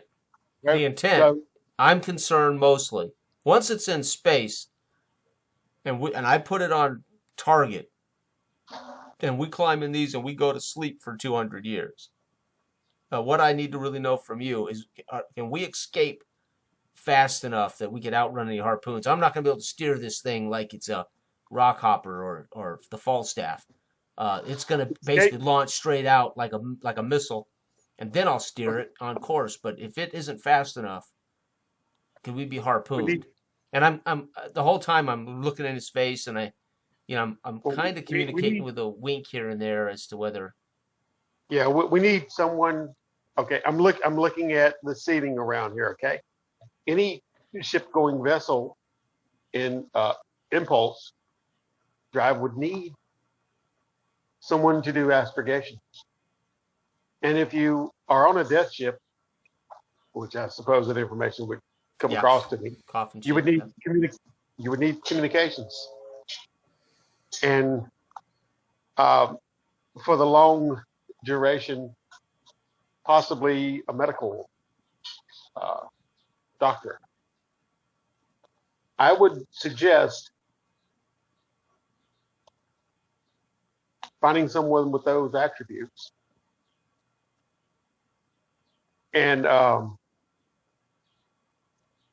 it is. And then I'll stop and look in the air and do like mental calculations in my mind. Okay. I And then told you, Brick. He'll get there, but he's an I'll old be robot. like, you know what I mean? Like, kind of as my eyes are fluttering like that, and then I'll spit out like tape out of my mouth. Not really, but you know what I'm saying. Right. Stick a tape, and then just say something like that, and then I would say, yeah, that's it. That's all I do right now. Okay. Okay. So you're saying I need to take a doctor with me? For prolonged cryogenic sleep, I could monitor, and someone to monitor the pods, and awaken anyone during, distress. All right. Would give us optimal chances for success is what my suggestions are. You need astrogation to find out where you're going, what target area, to lay a course, and then But will we get enough thrust to escape those harpoons? Well, that's what I'll. Because if we don't get past those, all that other stuff's pointless. Yeah, well, I factored in the thrust that it comes with this ship and everything like that, and with what was going out. I would suggest we use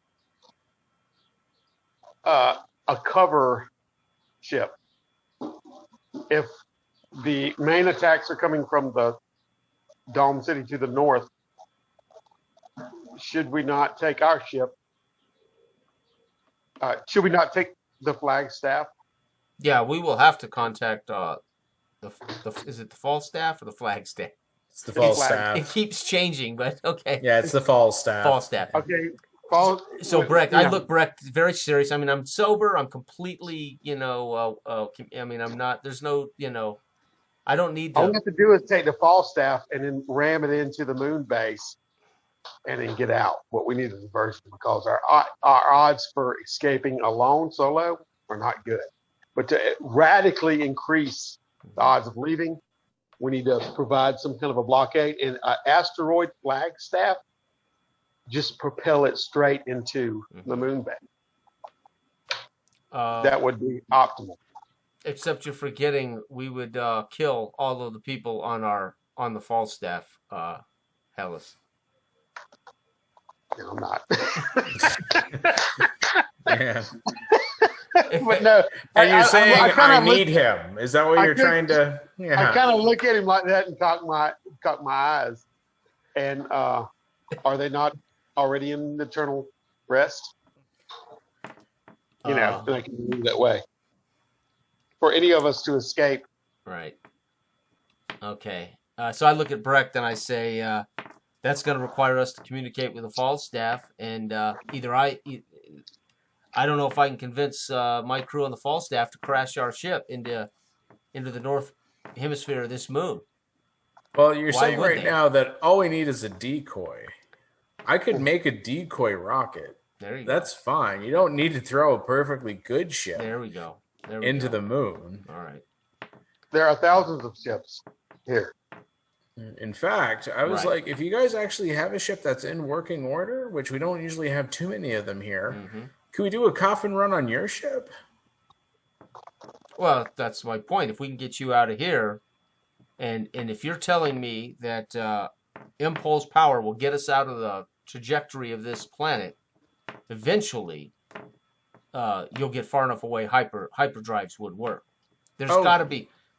See, you're looking at this all wrong. we could get you to one of the ships up there, get that ship working. There may be other ships up there that have a hyperdrive. We just got to get into a position to use the hyperdrive. Why shoot yourself in a coffin ship? Yeah, when you guys have a shuttle that'll take us to a legitimate ship that could work. We found there's a couple of ships up there showing some power. We assess that ship, see how much power it needs, how much power it has. Well, you could maybe rescue all the folks here at your little. How big is your ship? It didn't look that massive. It's not our ship. It would be another ship that's out there as well. It's called the. It's called the Alexis. Okay, and you will salvage that one for a couple people here. I think we can. You'd be better served to get you to that ship, repair that ship, and get out. Okay. And just launch yourself as like a missile into deep space. Perhaps we could take them in tow.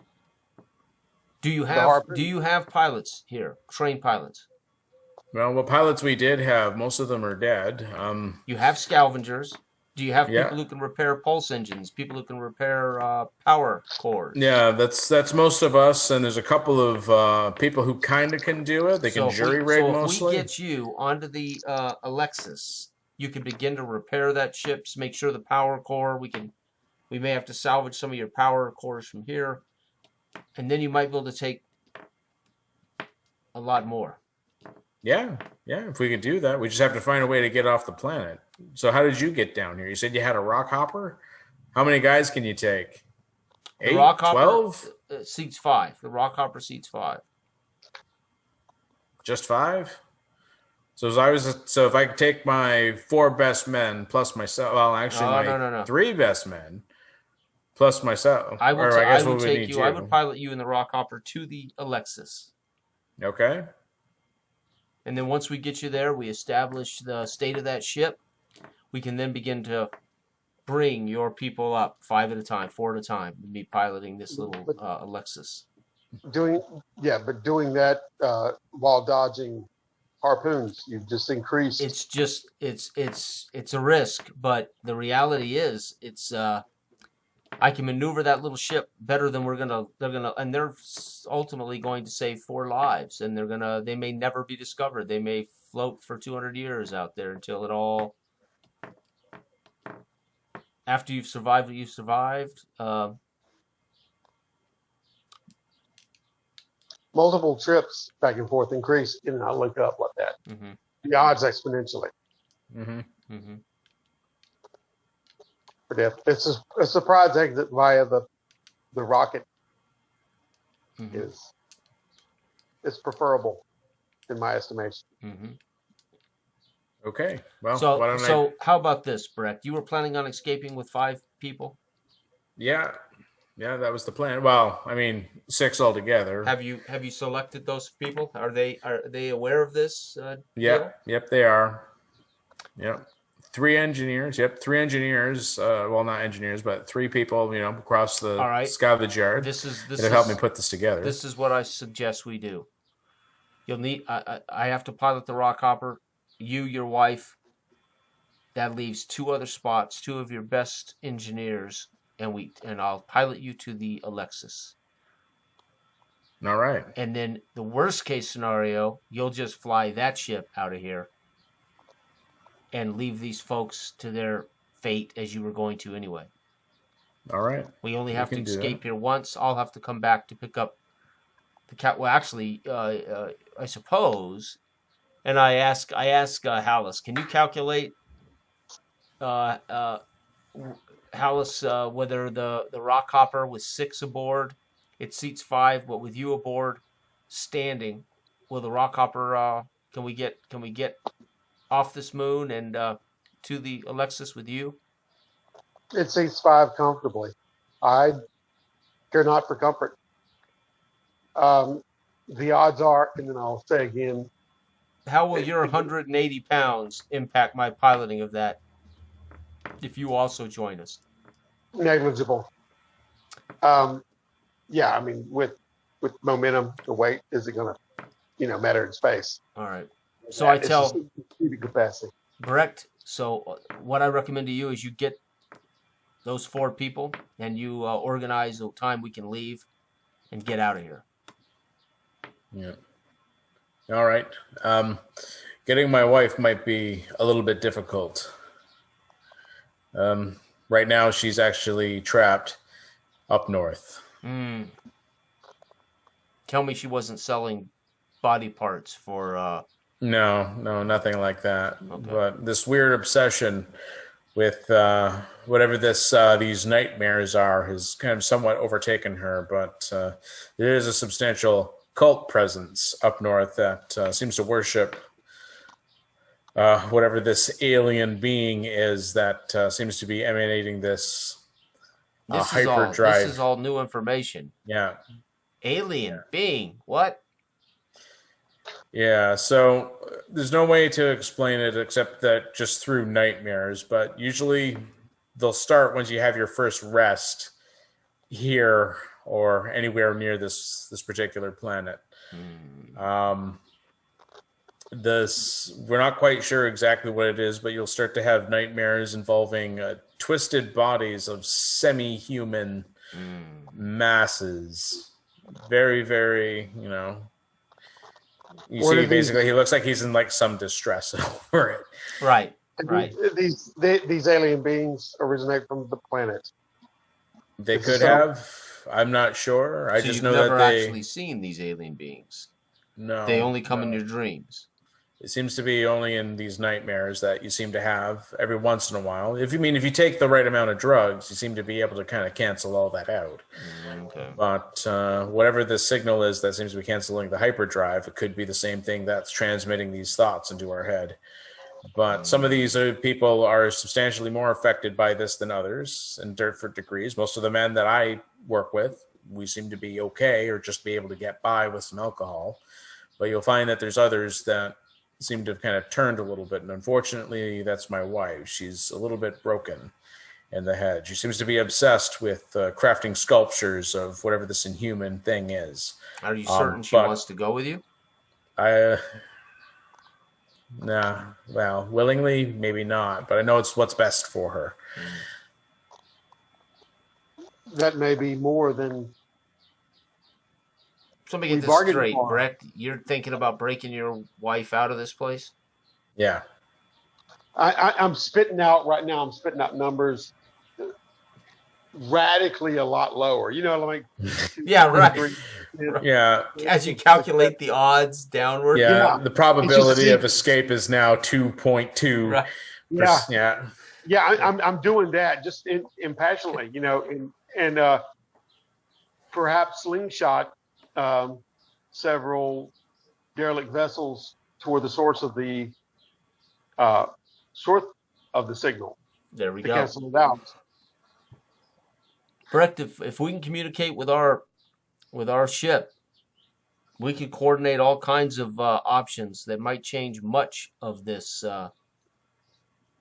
As Hal just said, we could coordinate with him. They may well up there be able to pinpoint where these signals are coming from.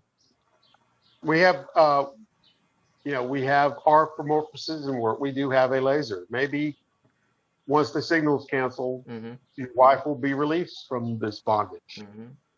Possibly, but I mean, this could be the same signal that's also stopping the hyperdrive. Whatever's coming from that planet, if we destroy it, it might make your ship viable as an option to leave. Yep. Yes, but with you and your wife, and it could diminish this cult that has sprung up in the north. It most probably has been infected by these nightmares, as you suggest. Yeah. So the source of the signal is our target. Can this rocket, and I'll look at it, be manually piloted? And then I'll turn my head over and look at Eddie. It has some directional thrusters, but it won't land. It's a rocket. It's a missile with a sleeping quarters. It doesn't Correct. It doesn't need to land, but it needs to. You know what I mean? We could use it as a missile. In other words, right? But we could use it as a missile. Yeah. All right. Okay. We may have to build a targeting array,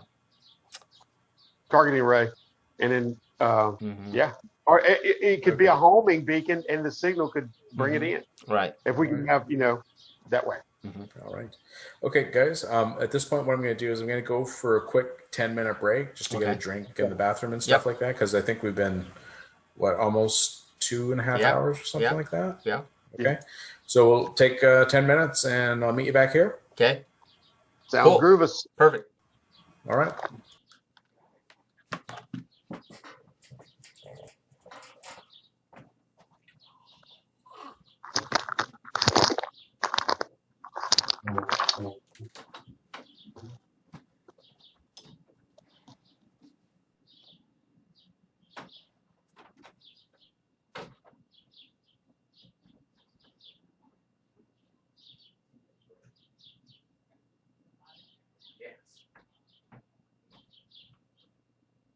How are you doing? I heard you outside doing stuff.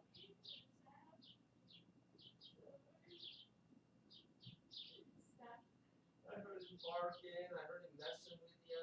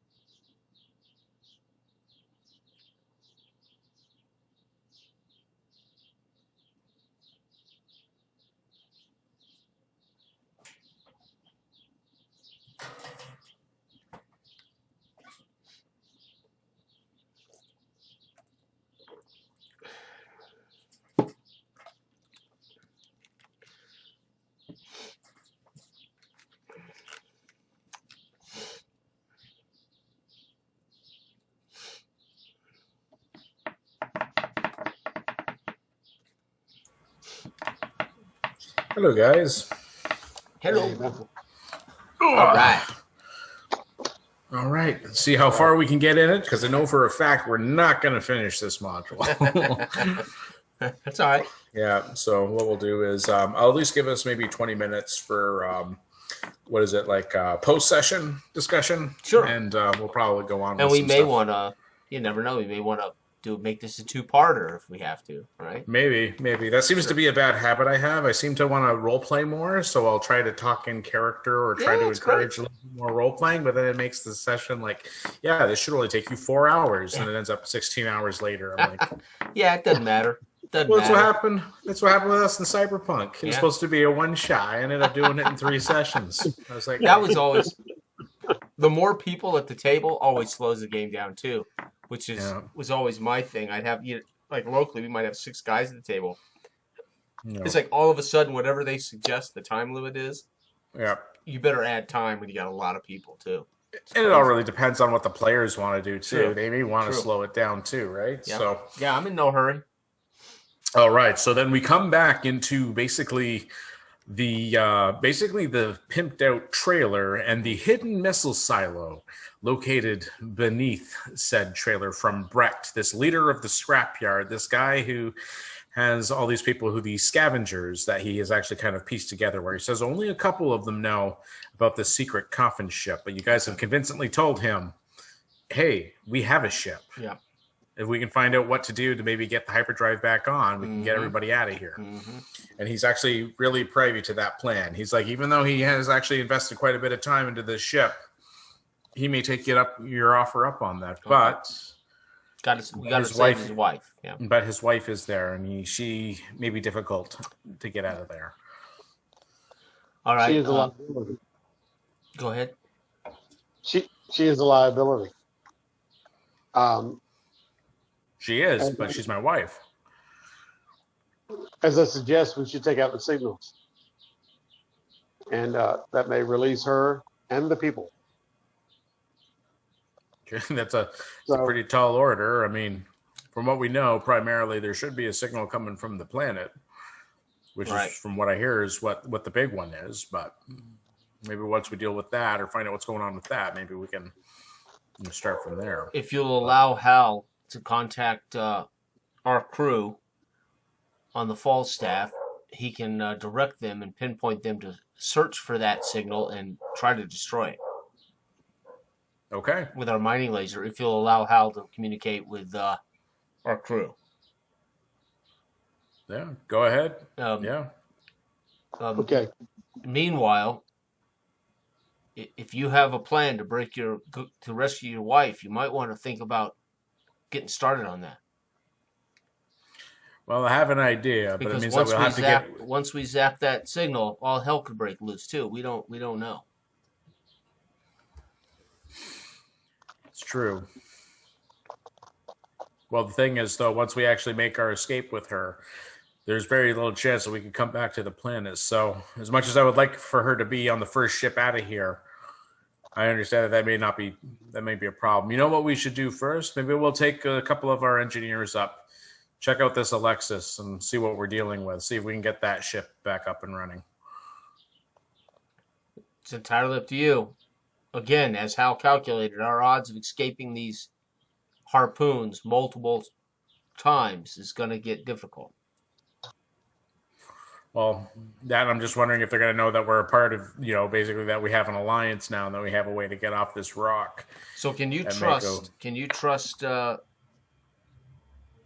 if I pilot them up to the Excelsior with a couple of your engineers, you stay here to rescue your wife. You can always, but then you don't have a pilot to launch this missile. Yeah. You're back where you started, except, I mean, I can pilot back down here, of course. But I mean, if they capture me with one of those harpoons, then you're right back where you started. I think realistically, what we're looking at a shuttle of 2 trips. Yep. Right. So we can take a couple of my guys with you on our first run up there. Maybe we can try and find out if I'm sorry, did we agree that the Alexis was going to be a ship that they were going to try and recover and use, or were they just going to go on the Falstaff with you guys? No, I am not taking them to the Falstaff. I haven't said that to him, but I've always talked about the Alexis. Alexis. All right. Yeah. I'm not going to bring him to the Falstaff. Yeah, this guy seems like he'd want to do his own ship anyway. He's used to being. I'm not going to give him a chance to take over our ship. That's for sure. Yeah, I'm just saying he's going to buy into that. Because you don't know anything about him either. Nope. He'd be feeding me a complete line of shit. Yep. Nope. So right now we're just trying to navigate how we can help him, but at the same time not get ourselves in a worse spot. Yeah. that we're already in. Right? Yeah. Yeah. Well, you're dead in the water when it comes to a hyperdrive. Yeah. Just like everybody else. Yeah. Now he's willing to, he wants an escape plan. You guys are willing to help, which he thinks is great. Yeah. Yeah. But he needs to get his wife out from the cannibal cult. Right. That's to the north. Right. And you guys are saying that there's definitely, you need to make some sort of effort to destroy the signal, but you're willing to help them by getting them to the Alexis, which he's fine with. So logistically, we need to get engineers to the Alexis. We need to try to knock out the signal on the planet, and we need to have a rescue team rescue his wife. So we're looking at trying to maybe do all these things simultaneously.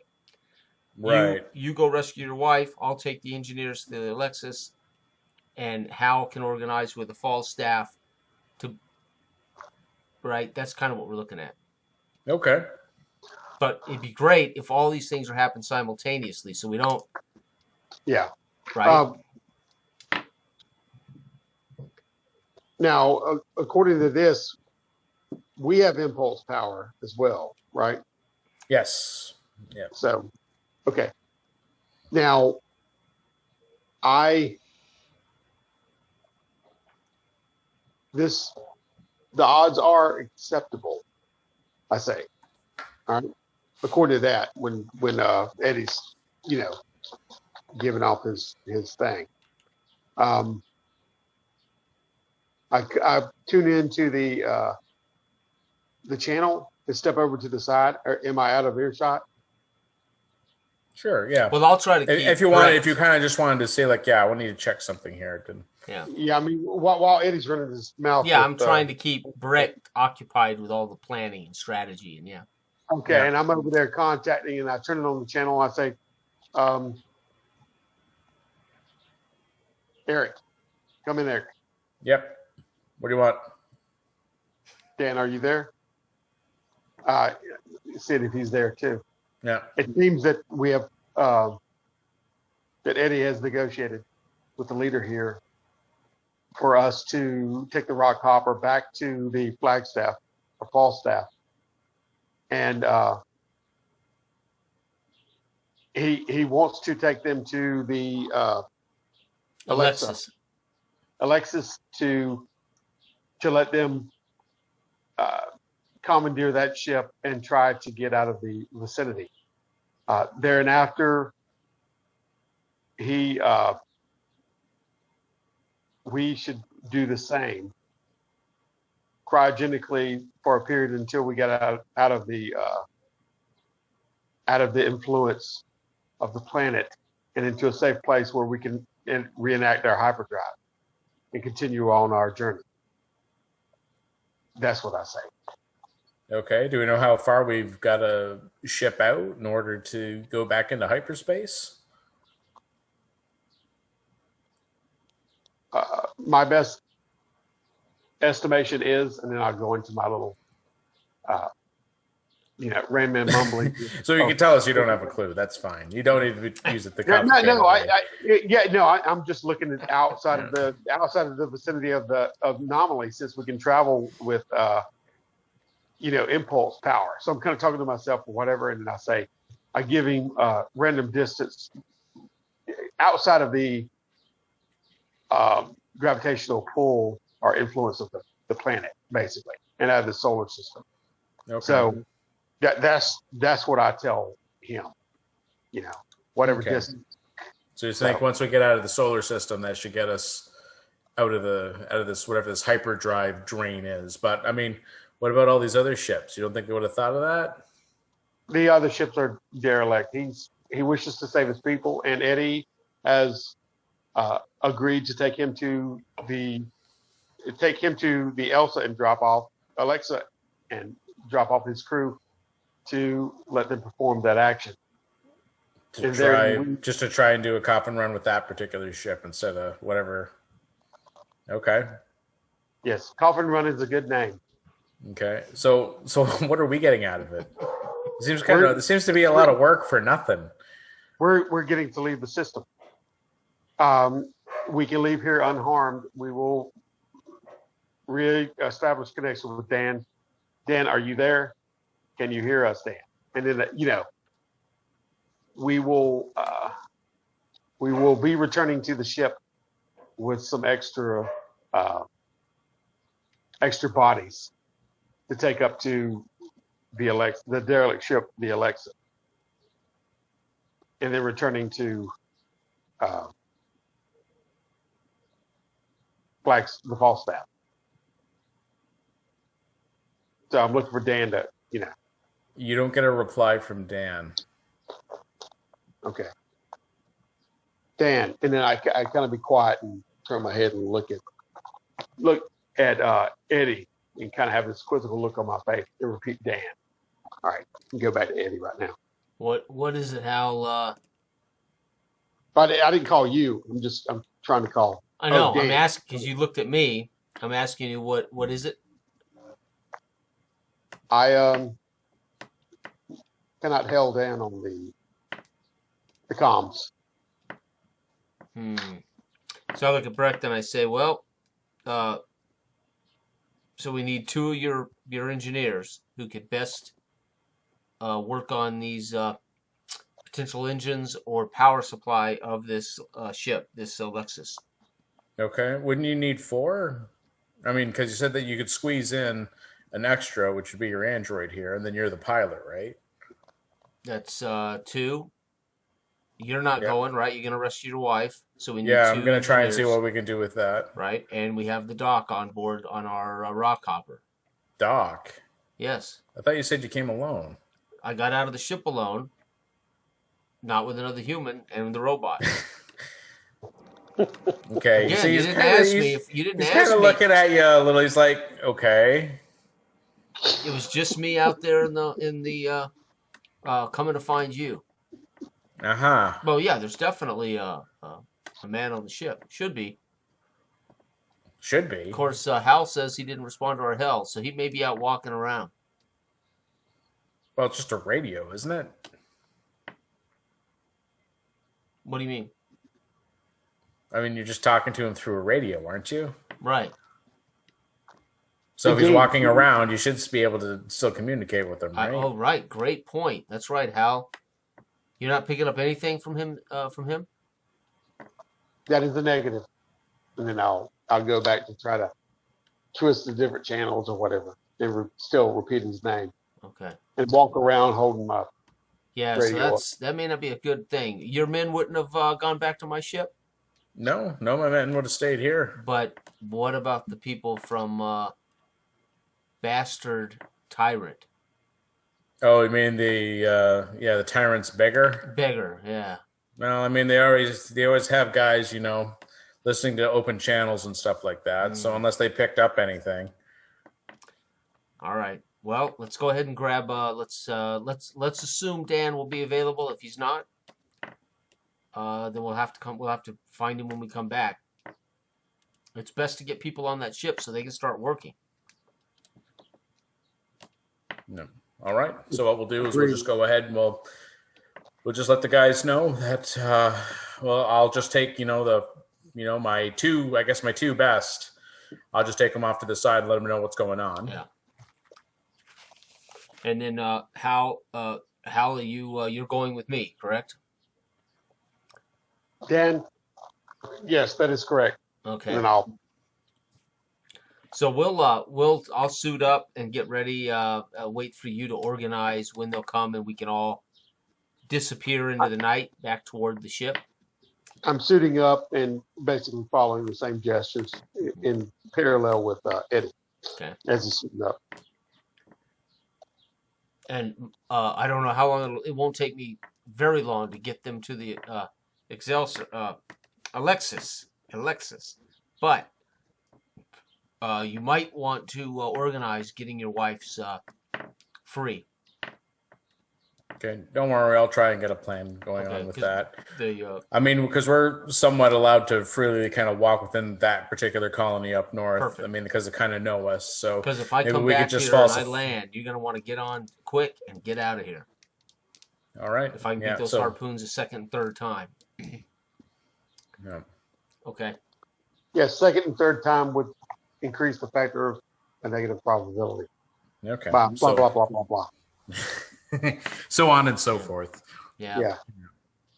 Okay, so with that, you guys all go back into the airlock to make your way across to the scrapyard to go to the junk pile where Breck's engineers are located. So as you guys are suiting up, you guys put all your gear on.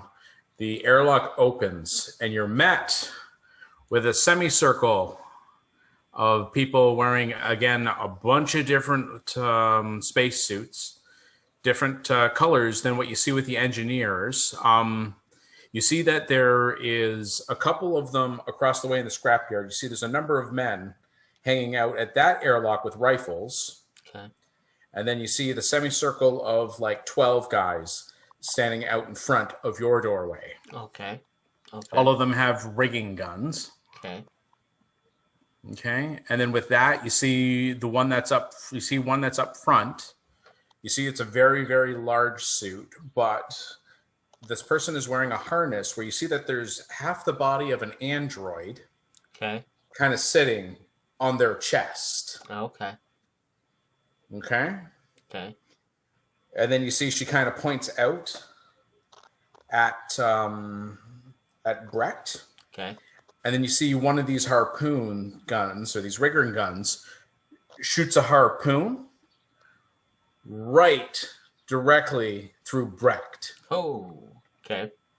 So basically, you just see the spear just goes right through into his chest, out his back. You see nothing but like this big splash of bubbled gore.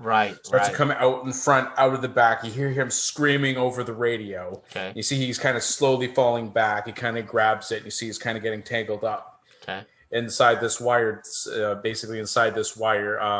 this wired tether of this gun, and you see the person who fires it just kind of drops it to the ground and leaves it. Okay. Okay, and then you see that android points to the two of you, and then points towards the scrap heap where all the engineers are.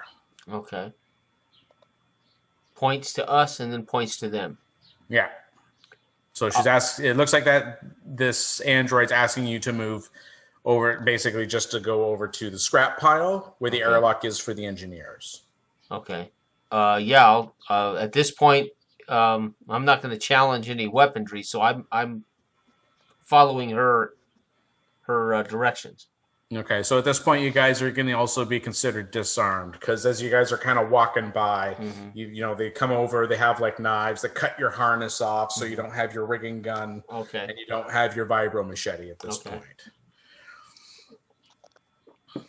Okay.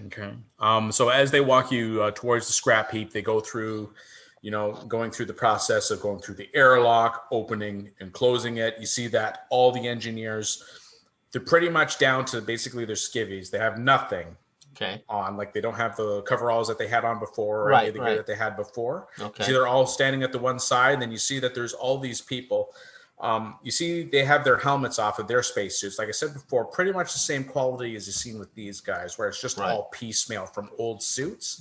Except these people look vastly different. You see some of them, like the side of their face is just made with like some sort of augmented metal.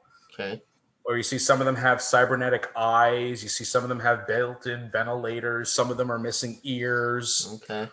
Okay. And then, so when you guys come into this place, you see this android that's kind of sitting on top of this big body. And you see this big guy takes his helmet off. And you see he looks relatively simple. Except for, of course, he has these really intimidating red cybernetic eyes as he's kind of like looking around. And you see this... this android begins to speak in a feminine voice. She says, "So you must have been the one that left your radio signal open. The one that we detected." You talking to me? Yes. Probably. Yeah. Yeah. So I guess we should thank you for letting us find out that Brecht was looking to leave us. Take all of his decent scavengers with him and get away from this place. That's which right. would be hopeless. Hal, my partner Hal, and I have helped you capture this guy. I should hope the reward is equal to the work we've done for you. You see, she smiles a little bit. She's like, "Don't be cute. We know what you were doing. Obviously, signaling you." Yeah. What did you say, Dale? I didn't hear you. No, that's perfect. That's what I was. That's right. No, you know, obviously, yeah, we were leaving an open signal. Yeah. Do you think I would leave the signal open by accident? Oh no, I know you quite. You know, you left the signal open intentionally just to make sure that your entire team was in communication. We've heard the whole thing. On their why would I do that on their radio wave 174? No, you're doing it on yours. Yeah. We have a scanner. We can scan most radio signals, and we're detecting that we had an active, that you had an active channel, and we've been listening to it the whole time. So we've heard about the hidden ship that he was planning to leave, and that you were planning to help him. Then you've heard or at how least I to go was up to pretending to pilot, was going to pilot him out to another ship and rescue him. You heard all that then too. All pretense for this man. This was all a deception, was it? Absolutely. I look at her and turn my eyes quizzically with my face, and I take a step forward and say, "But you do understand the logic of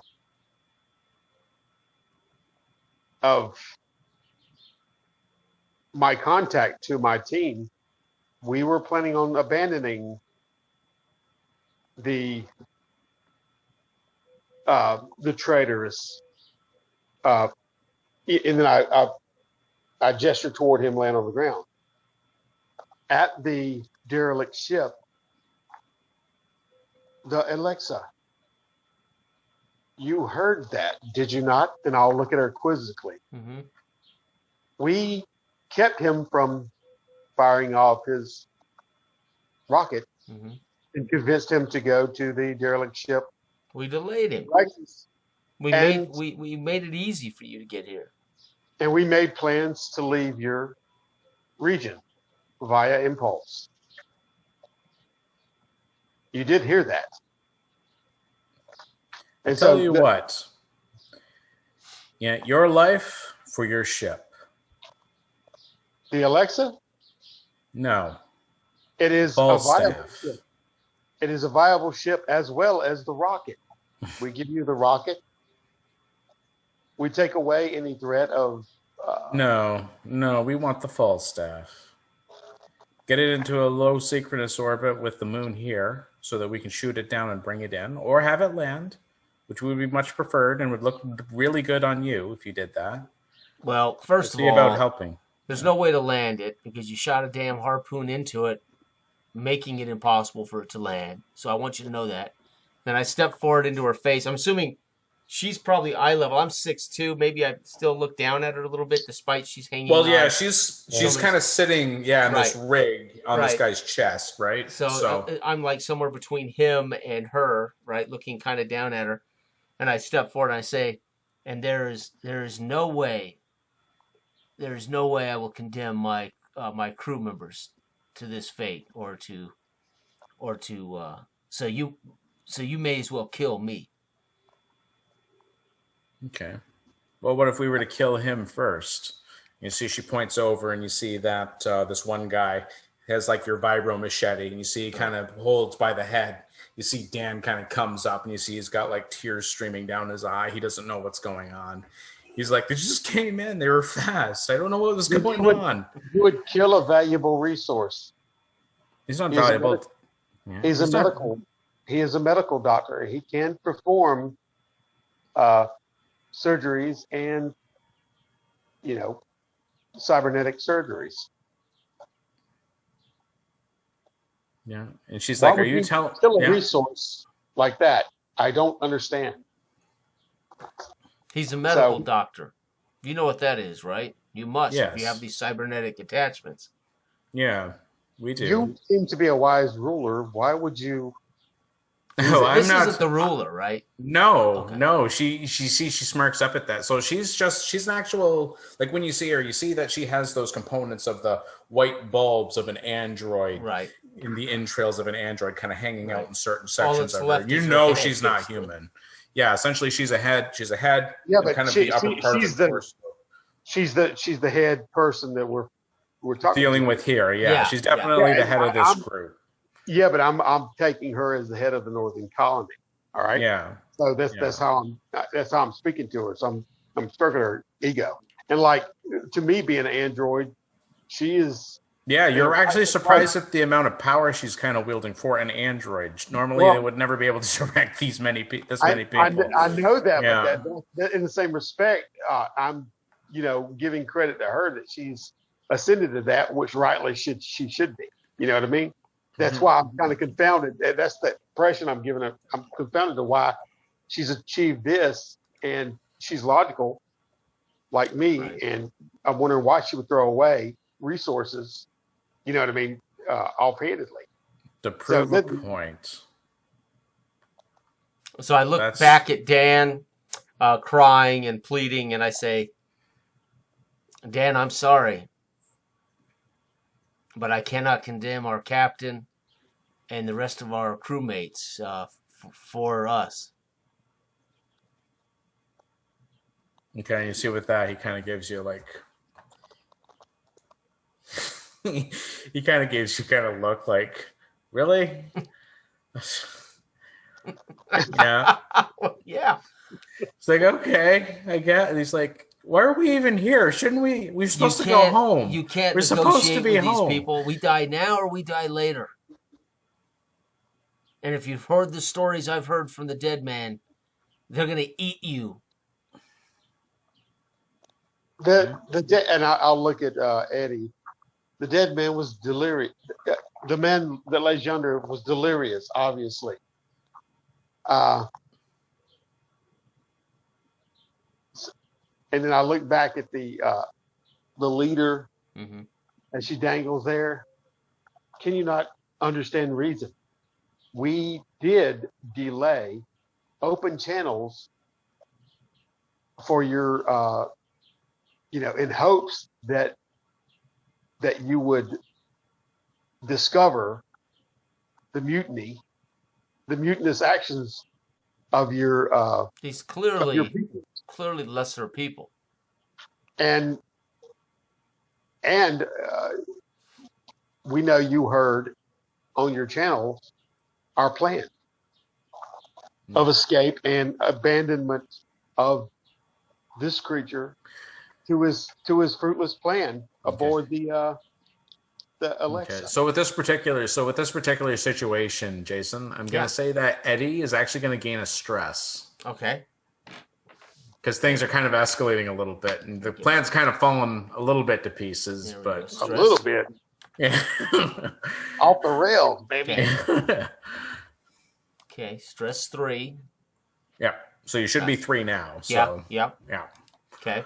All right. So that doesn't do any. You don't need to roll anything now. But Okay. That your stress is just at 3 at this point. Where's stress in here? I'll say I do not understand. Mm-hmm. Yeah. Are you kind of egging that on a little bit? You're just like acting it a little bit? Yeah. I don't skip that much, but. Yeah. All right. Okay. Okay. Yeah, I mean, I stand firm telling Dan, we're going to die now or later. I won't condemn other people when we're going to die anyway. And I make sure, while I'm saying it to Dan, I'm looking right in this android's eyes. I'll turn to Eddie when you say that. Now, you wish to be substance for these people? No. Okay. So straight up, you see the android kind of smiles and she says, listen, it's your ship or you. I've answered that question already. Android. Okay. You see with that, and she's like, well, I'm certainly sorry to hear that. And you see she nods over at the person who holds Dan in his grip, and you see he slides the vibro machete across his throat. Right. The blood just begins to spray out, like in basically like almost like a popped balloon filled with blood. And you can kind of hear him yell out as his screams kind of start to go gurgly, and then basically just foaming blood starts to come out of his mouth, and he kind of crashes down. You hear his whole suit kind of goes down and collapses. And you guess and I look at her, after I gasp and kind of shake my head, I look at her and say, you've wasted a resource, and you will still not get the Falstaff. Okay, so I'm gonna have you gain. So I'm gonna get you guys to gain another. I'll get you both to gain another stress. Okay. Both. Yeah. Hey, I'm gonna go. I'm telling them while I'm on the thing, I've got open channels. I've still got open channels. She's saying she heard us. I've still got them open to. Yeah. So I'm gonna have you guys. Yeah. So each of you guys gain a stress. Okay. And then I'm gonna need you both to do a fear check. Okay. Now, remember, Jason, that when you're in the presence of an android, who's also doing a fear check near you, you get disadvantage on your fear check. So okay? So what that means is you're going to roll 2 sets of percentile die, and you're going to take your highest. Okay. Now, the reason for that is because because Dell chose to be an android. Sure. And one of the big flaws with them is that every time you have to do a fear check with an android around, it's at a disadvantage because he doesn't react the same way. This is intellect? Oh, no. This is fear, 35. You have 4 fear. Yeah. So this is kind of just to show, like, okay, so something dramatic has drastically happened. You just seen a teammate get killed. Affects it. Is that -4 from my 35? Is that correct? The stress? How does the stress affect my 35 score? So what happens is you make a stress check. There's a stress check. Okay. You're not making a stress. You're not making what they call a panic check. Oh, gotcha. You're not doing that yet. You normally make a panic. Okay. You normally make a panic check when something really super crazy happens, usually with alien weirdness or something that doesn't make sense. This is just increasing the likelihood of you going nuts. All right, so 35 and below, and I take the worst of these 2 rolls. of these two rolls. And Okay, I got a 12 and I got an 98. So I okay. definitely failed. So you definitely failed. Right. Okay. All right. So essentially, basically, your characters, you've kind of lost your shit at this point. Dell, did you make a fear check as well? A fear save? No, what do I roll? Just 1d10? So no, 2d10. So it's a percentile die. And then you'll see that you have a fear save on your character sheet. And now just you wanna have get under advantage, that. so you get to roll. Oh, fear saves 85. You got an 85? And I got an 81. 81. So that's still a failure, right? Yeah, because you need below. Oh, no, wait a minute. I need below? Yeah. But I have 85 as my fear check. Oh, okay. And I got an 81, so I'm at about 4. Yeah, But, so you're fine. Yeah. So basically you seeing Dan get his throat slit open didn't do a thing to him. He's fine. So no, but I would like to say I am where I was saying I don't understand. You know, I was still doing that whenever she about losing resources, and then asked Eddie why he wanted to be substance to people, and I look up and see his throat slit. Right, you know, when he said, right. I've already answered you, and I see the throat slit, and then I go automatically into, as I'm looking at the stars and calculating, I give my coordinates, and I say,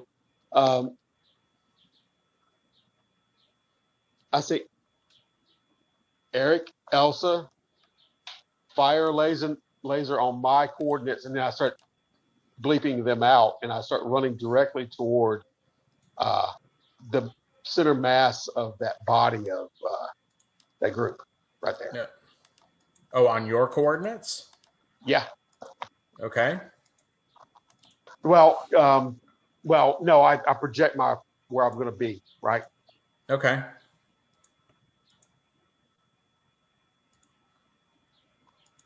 So And Eddie's basically collapsed to his knees.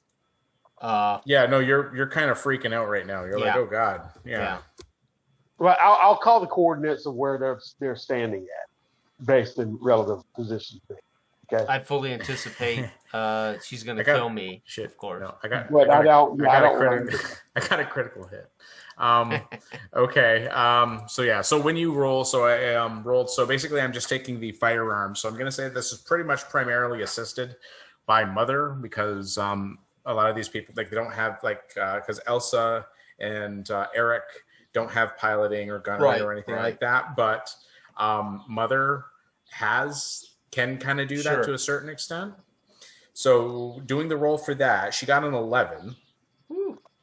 So not only is it below the 20% that she normally has to kind of half-ass do things. Yeah. I got doubles on the roll, which is also a critical. Yeah. So that means she does double damage. But you know what I'm going to do?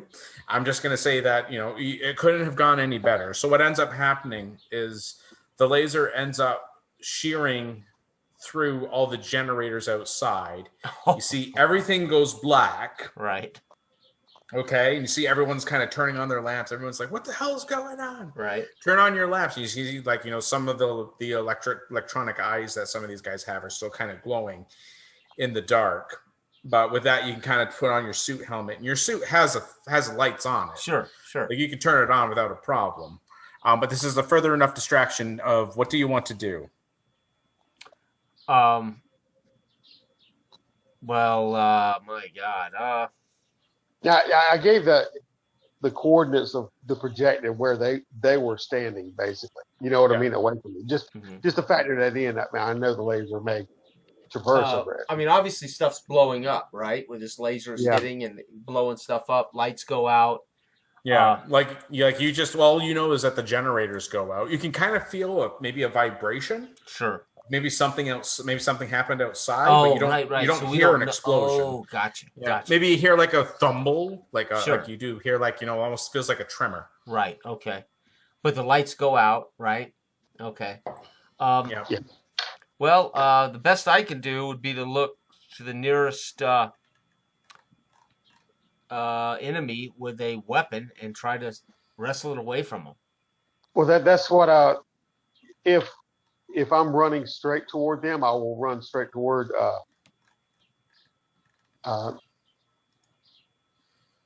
Okay. You said that she was speaking, but she's kind of hanging there like off the bigger guy, right? That's right. So she basically what she does have is she's a head, upper torso, and arms, but that's it. Like her lower torso is gone, Right. and her legs are gone. And she's in a harness hanging around the neck of this big guy, right? Yeah, this huge guy, like he's massive comparatively. So like what is a Hordor? Yeah. I'll run straight to. Does any of them have?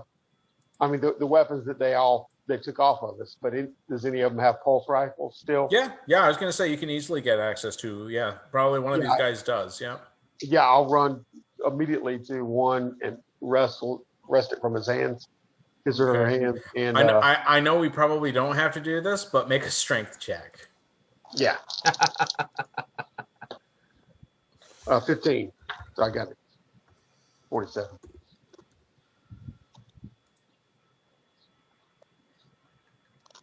You got a 15? Yeah. All right. Yep. You got it. Okay. So you go ahead. So this is going to continue. So this is going to count as a So we're in combat. I'm giving you guys the opportunity that you guys have the upper hand because you were kind of prepared for what's happening. Mm-hmm. And to a certain extent, I'm going to give it to you're kind of scared out of your wits there, Eddie, but you understand what's going on. You're ready to kind of adrenaline. Yeah. I'm in desperation mode. Right. So you go up, you run up to one of these guys without any problems there, and you just go up, you grab the rifle right out of his hands. So that's your first action. So when you're in combat, you get 2 actions. So you get your free movement, which is usually whatever half your movement rating is. I don't think you even have that written down on this character sheet, but I'm going to say you had enough movement to run over there. So what do you want to take as your second action?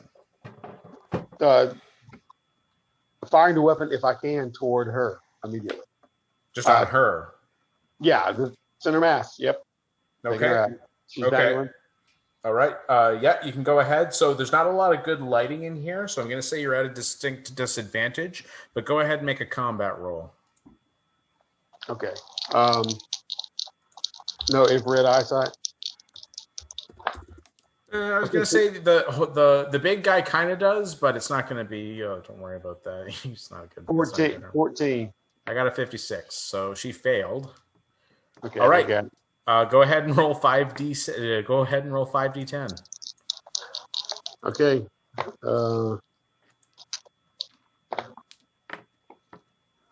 Okay. Let's see.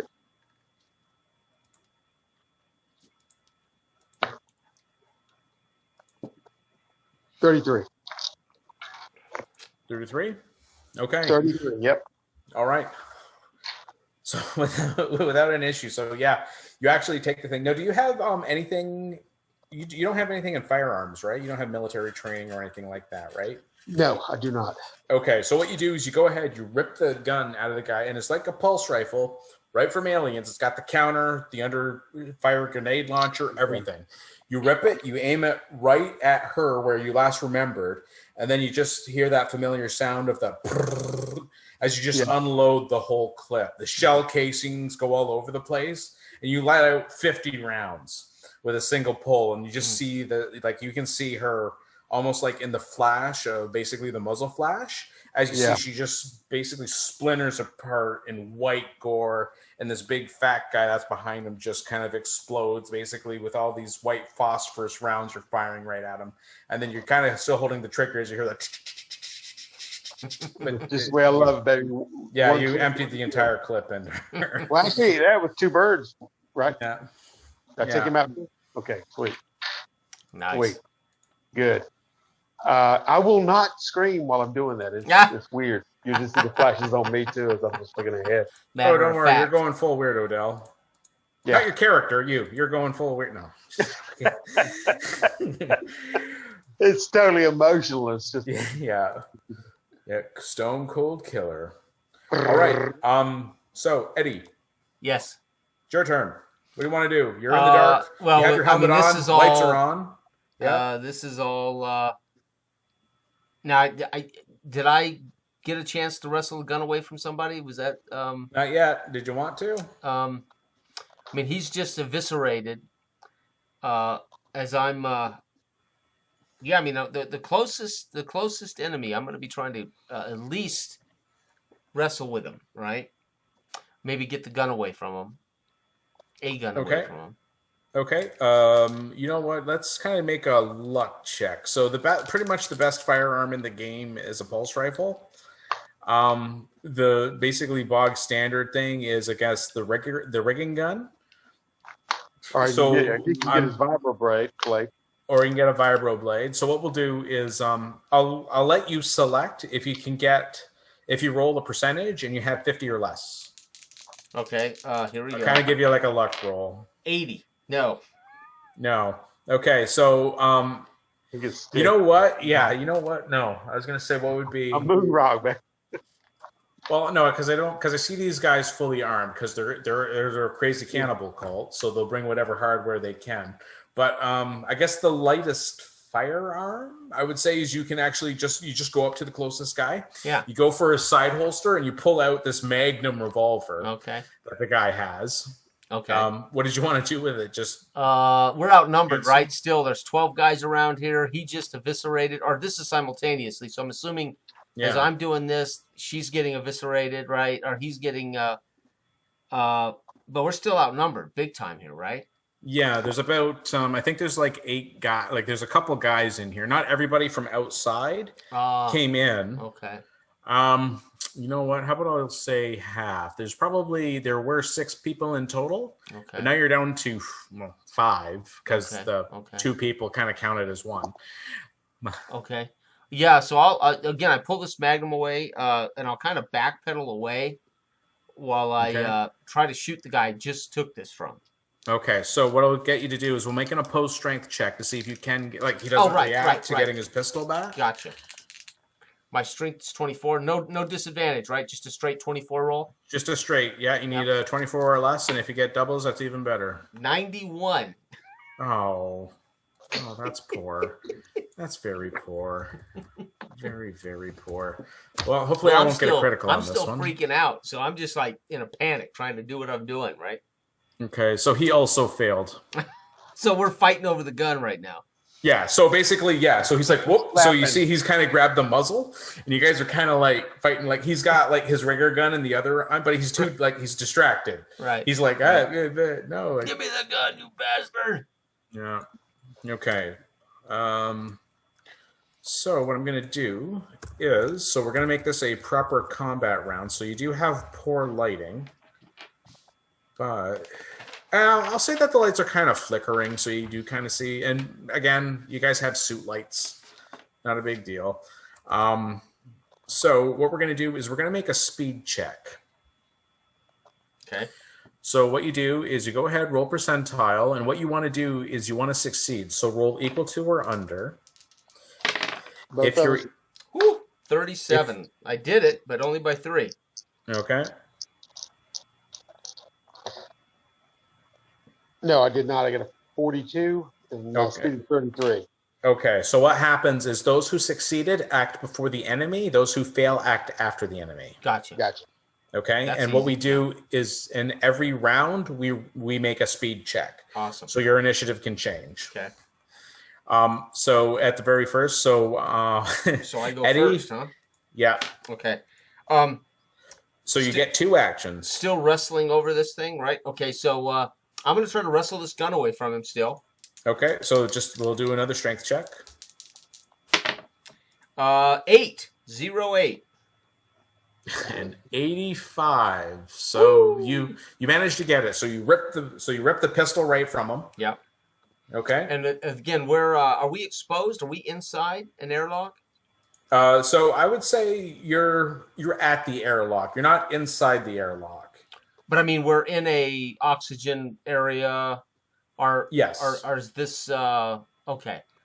Well, then I'm just gonna shoot him at close range. I ripped it away from him. I just want to shoot him. If I can do a second, I got it from him. Second action, shoot him. Yep. Now, what do we use for combat? I mean, for shooting. I did look, but I could not find what you roll for shooting. combat. Oh, It's actually a stat. Yep. Do I have? Oh, did I miss? You should. That? You have Oh, strength, I do. speed, Combat, intellect, 29. and Yes, combat. duh. Yep. Okay. And I do have rim-wise for weapons. So that's plus 10 to my combat, correct? Oh, no. Wait, does Rimwise is for weapons, pistols or something. I thought it said. No, it's just no. for- Rimwise is for knowing. You have knowledge of the Of kind the of rim. like the outer rim, Oh. and it kind of works as a streetwise. Oh, okay. Yeah, like it does. It's Yep. almost. I It's just like a I must streetwise. have Like read the wrong. I must have read the wrong thing. And okay, that's fine. Okay, Yeah, so I'm because shooting it with does- 29. Okay. Shooting with 29. Here we go. Yep. Point blank. That'll No work. modifier for point blank range. You know what? I'll give you advantage. So Oh, nice. roll both and take the because he's Ooh, not I like expecting that. it. It's dark. 88 and 73. So I failed both. Okay, so no, you just wait. So wait. What did you get? You had an 88 and a 73. Right. Okay, so you don't want the 88 No. because the 88 is a critical failure. So Oh, you get no, this. yeah, right, So you right. get the 73. So you keep Ooh. the 73. So that's just so you just fire and you hear that Right. loud sound of the magnum go off and Right. discharge and boom, but you miss. You see, it just Okay. blows a hole the size of a Right, softball right through the metal grating. Right. I'm probably a little surprised by it, because I haven't handled weapons, so I'm sure this sucker, pow, out Yeah, all over the place. yeah. You're right. And so then I got my 5 guys. So what I'm going to do is I'm going to have 3 shoot the android. So Dell, Yeah. right now I'm making a combat roll. So what I need you to do is to make an armor roll. Gotcha. So if you take a look, armor is a save. And because you're wearing a spacesuit, it gives you an additional 7%. Oh, really? Yeah, vac on top suit of that. does? I didn't think a vac suit does. Just a regular. Yeah. I think a vac suit does Yeah, it have does. armor. Here, just Yep. give me 1 second. I'll take a quick look. Yeah, Yeah, vac double check suit that. plus 7%. I'm pretty sure I just looked at it. Vac suit, armor save plus 7%. Yeah, vac suit has plus 7. Gotcha. Yeah, Okay. you get it. So So you 30 add 7 to 32. whatever you have. Yep. 32. Yeah, 20. Sweet. Nice. Very nice. Man, my low rolling skills are coming in handy. Okay. All right. So Usually, yeah, because you rolled higher than him. So yep, that works. So because he also succeeded, but your armor rate, but you rolled a 20 for your armor, so that's higher than my 14. So you succeeded. So basically, one of the guys, he goes and tries to fire. He has like a submachine gun. Yeah. He fires it on you, and you just see it kind of glances off some of the padding of your spacesuit and kind of just hits like some of the metal girders that are just up above you. But he's kind of shooting blind. I have another guy.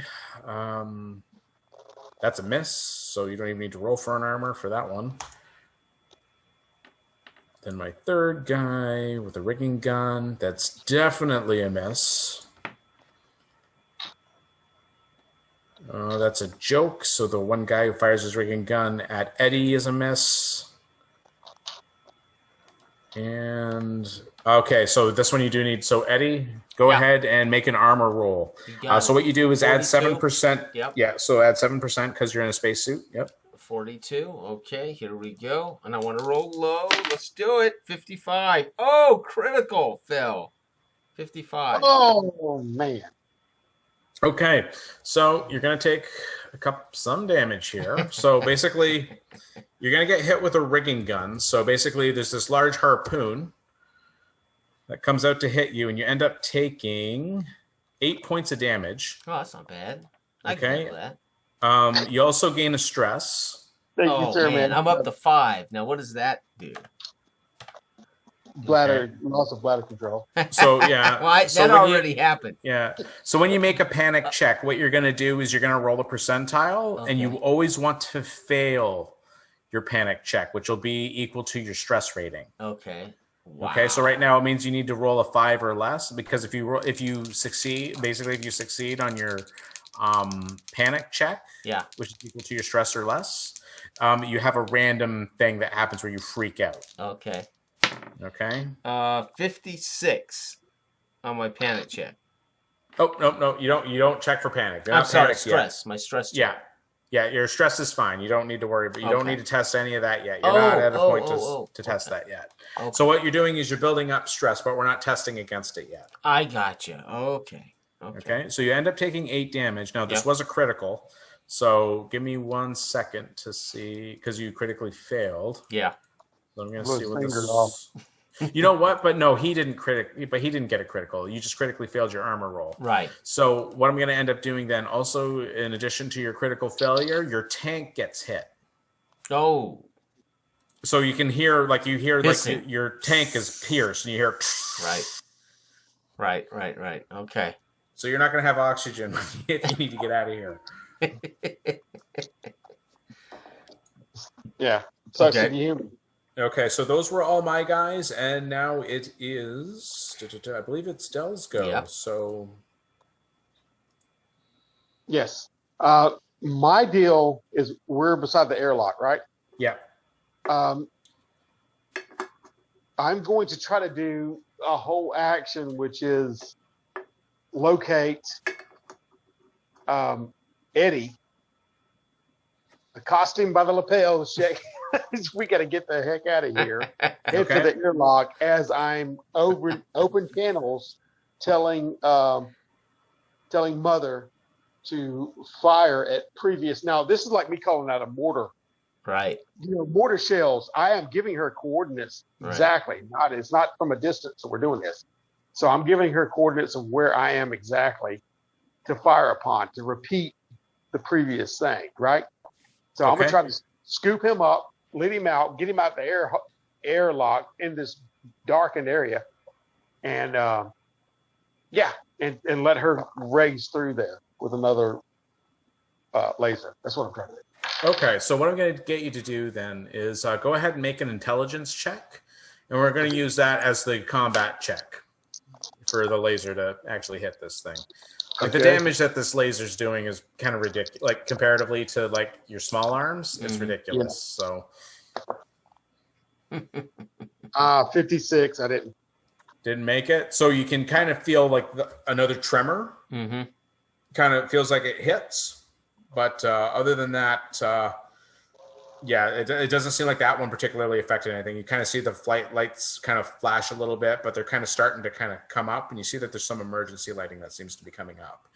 Okay. But what you also notice is that the engineers that were actually in here are starting to run towards these 5 guys as well. And you see that they start to kind of wrestle these guys and kind of try and take their weapons. Mm-hmm. So I'll just do a single roll just to see if they can kind of overtake them. Ooh, no. So you can kind of see that these guys are there's a lot of back and forth with them. You see that they kind of came over to kind of jump them, but they're not wearing very much other than kind of like their boxers and like socks kind of thing, or they're just wearing like, the suit that you would wear underneath. Naked. Yeah, they're pretty much naked. So they kind of stripped these guys and kind of held them off to the other side once they found out they were traitors. Right.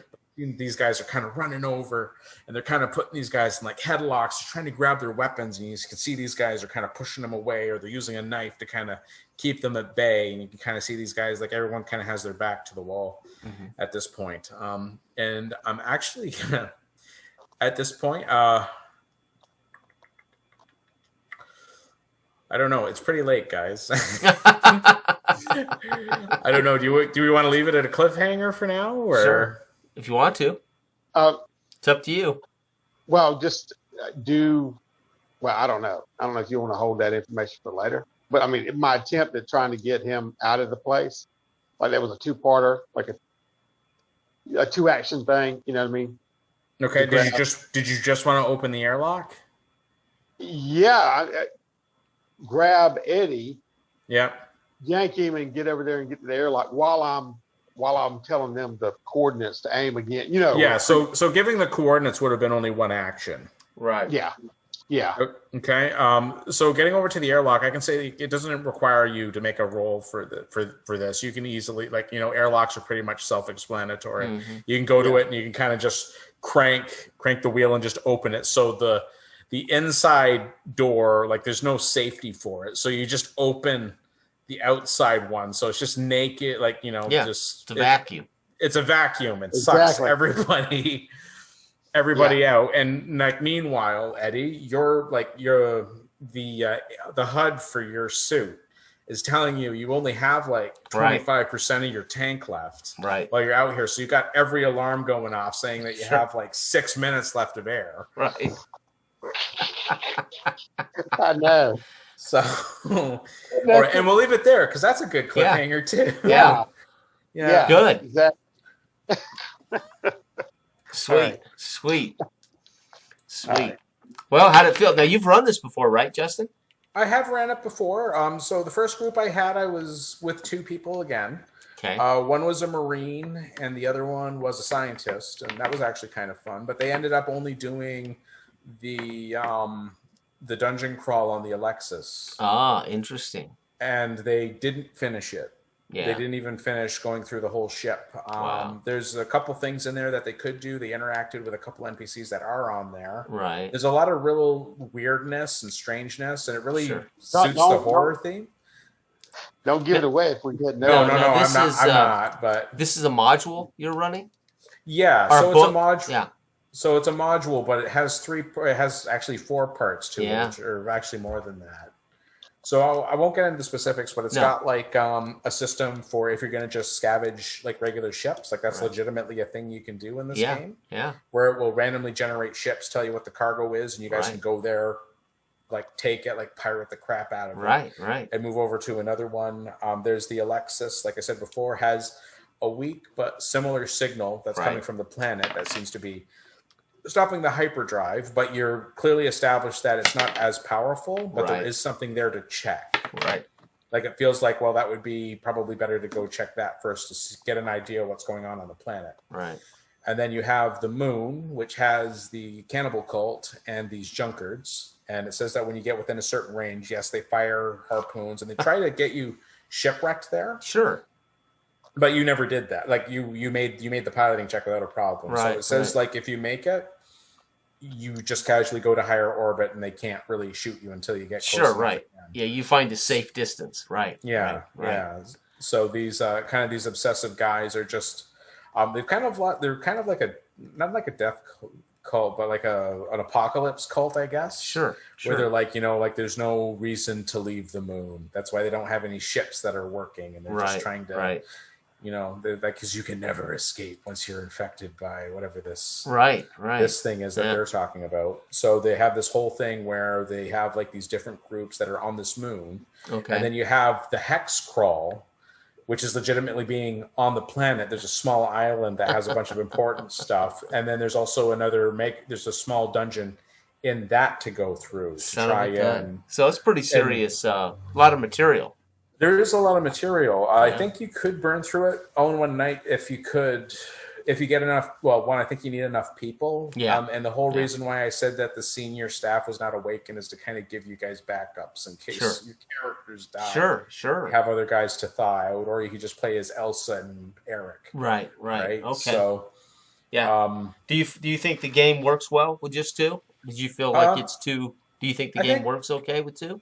I think it's okay with 2. I did play another module with 4, and I thought that worked a little better. Sure. But it was a dungeon crawler.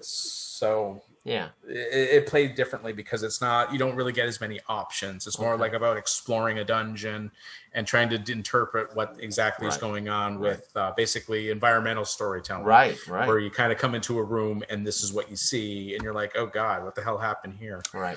So have you played Alien? I have not played Alien, but I did play the similar system. So everyone, I think, has played Mutant Year Zero. Yeah, I've played and Forbidden Lands. Yeah. Yeah. So yeah, I was just curious how this compared to Alien, but if you haven't played Alien, then you know. Yeah. Well, I did play. What was it? I did play. I think it's Chariots of the Gods, the first module that came out for it. So I did try it, and I thought it was okay, but my character ended up dying early. That was in what? This? No, in Alien. Oh, So Alien. I did play the Alien RPG. So Okay. it's called Chariot of the Gods, which is the Nice. first adventure that came out. Okay. So it doesn't really have a xenomorph in it, but it's Right. got kind of the black goo in it Yeah. that kind of Yeah. mutated some guys. Now, do you So I like thought that? Do you like this? I mean, can you compare the two engines? Which one do you like? In all honesty, like I've only ran Mothership, but I like Mothership because it's simpler. It is simple. Yeah. It's got an OSR feel to it. Yeah. It's unfortunate that I didn't really get to do the scary stuff in this one. That you guys did That's like pretty the good. Again, Yeah. I was going to say when Dell said you're soiling yourself, I said I did that the minute they said they were eating people. That's Yeah. when my character soiled himself. yeah. Where you're like, okay, I'm done. Yeah. yeah. Eddie had already made up his mind that if there's Yeah. an opportunity to kill himself before he's made Yeah, into a he's probably live. down in the cyanide pill. Yeah. Yeah. Yeah. Eddie immediately was thinking, well, I may sacrifice myself. I'm not going to be eaten alive, when they're Yeah, cutting off yeah. limbs and shit. Yeah. But no, I So have a Eddie feeling with a that straight face, the best he can, is going, okay, let's get you off this planet. Let's get the hell away from these things. Yeah. At this point, Okay. I'm prioritizing. Yeah. Okay, let's we're gonna get just out of here. We're just gonna go. Yeah, Yeah, why don't we're we good. Just get on We're now? We're gonna go. You really Yeah. need to take your wife? She sounds nuts. I don't know. Yeah. Do you really want to take? Maybe we should just go now. Yeah. Yeah. That was Yeah. pretty terrifying for me. Cannibals are not my Yeah. thing. Yeah. No. It's never good. It's never good with That's cannibals. pretty cool. Never. Yeah, it was good. Yeah. Yeah, I had fun. Yeah. I kind of feel like the pace. I think I need to be faster. I think I have this problem with making things kind of play out a little too long, and I feel like I didn't really add a lot of atmosphere to this game. I kind of feel like anytime you're running something, I mean, plus I think it is harder when you only have two players and something this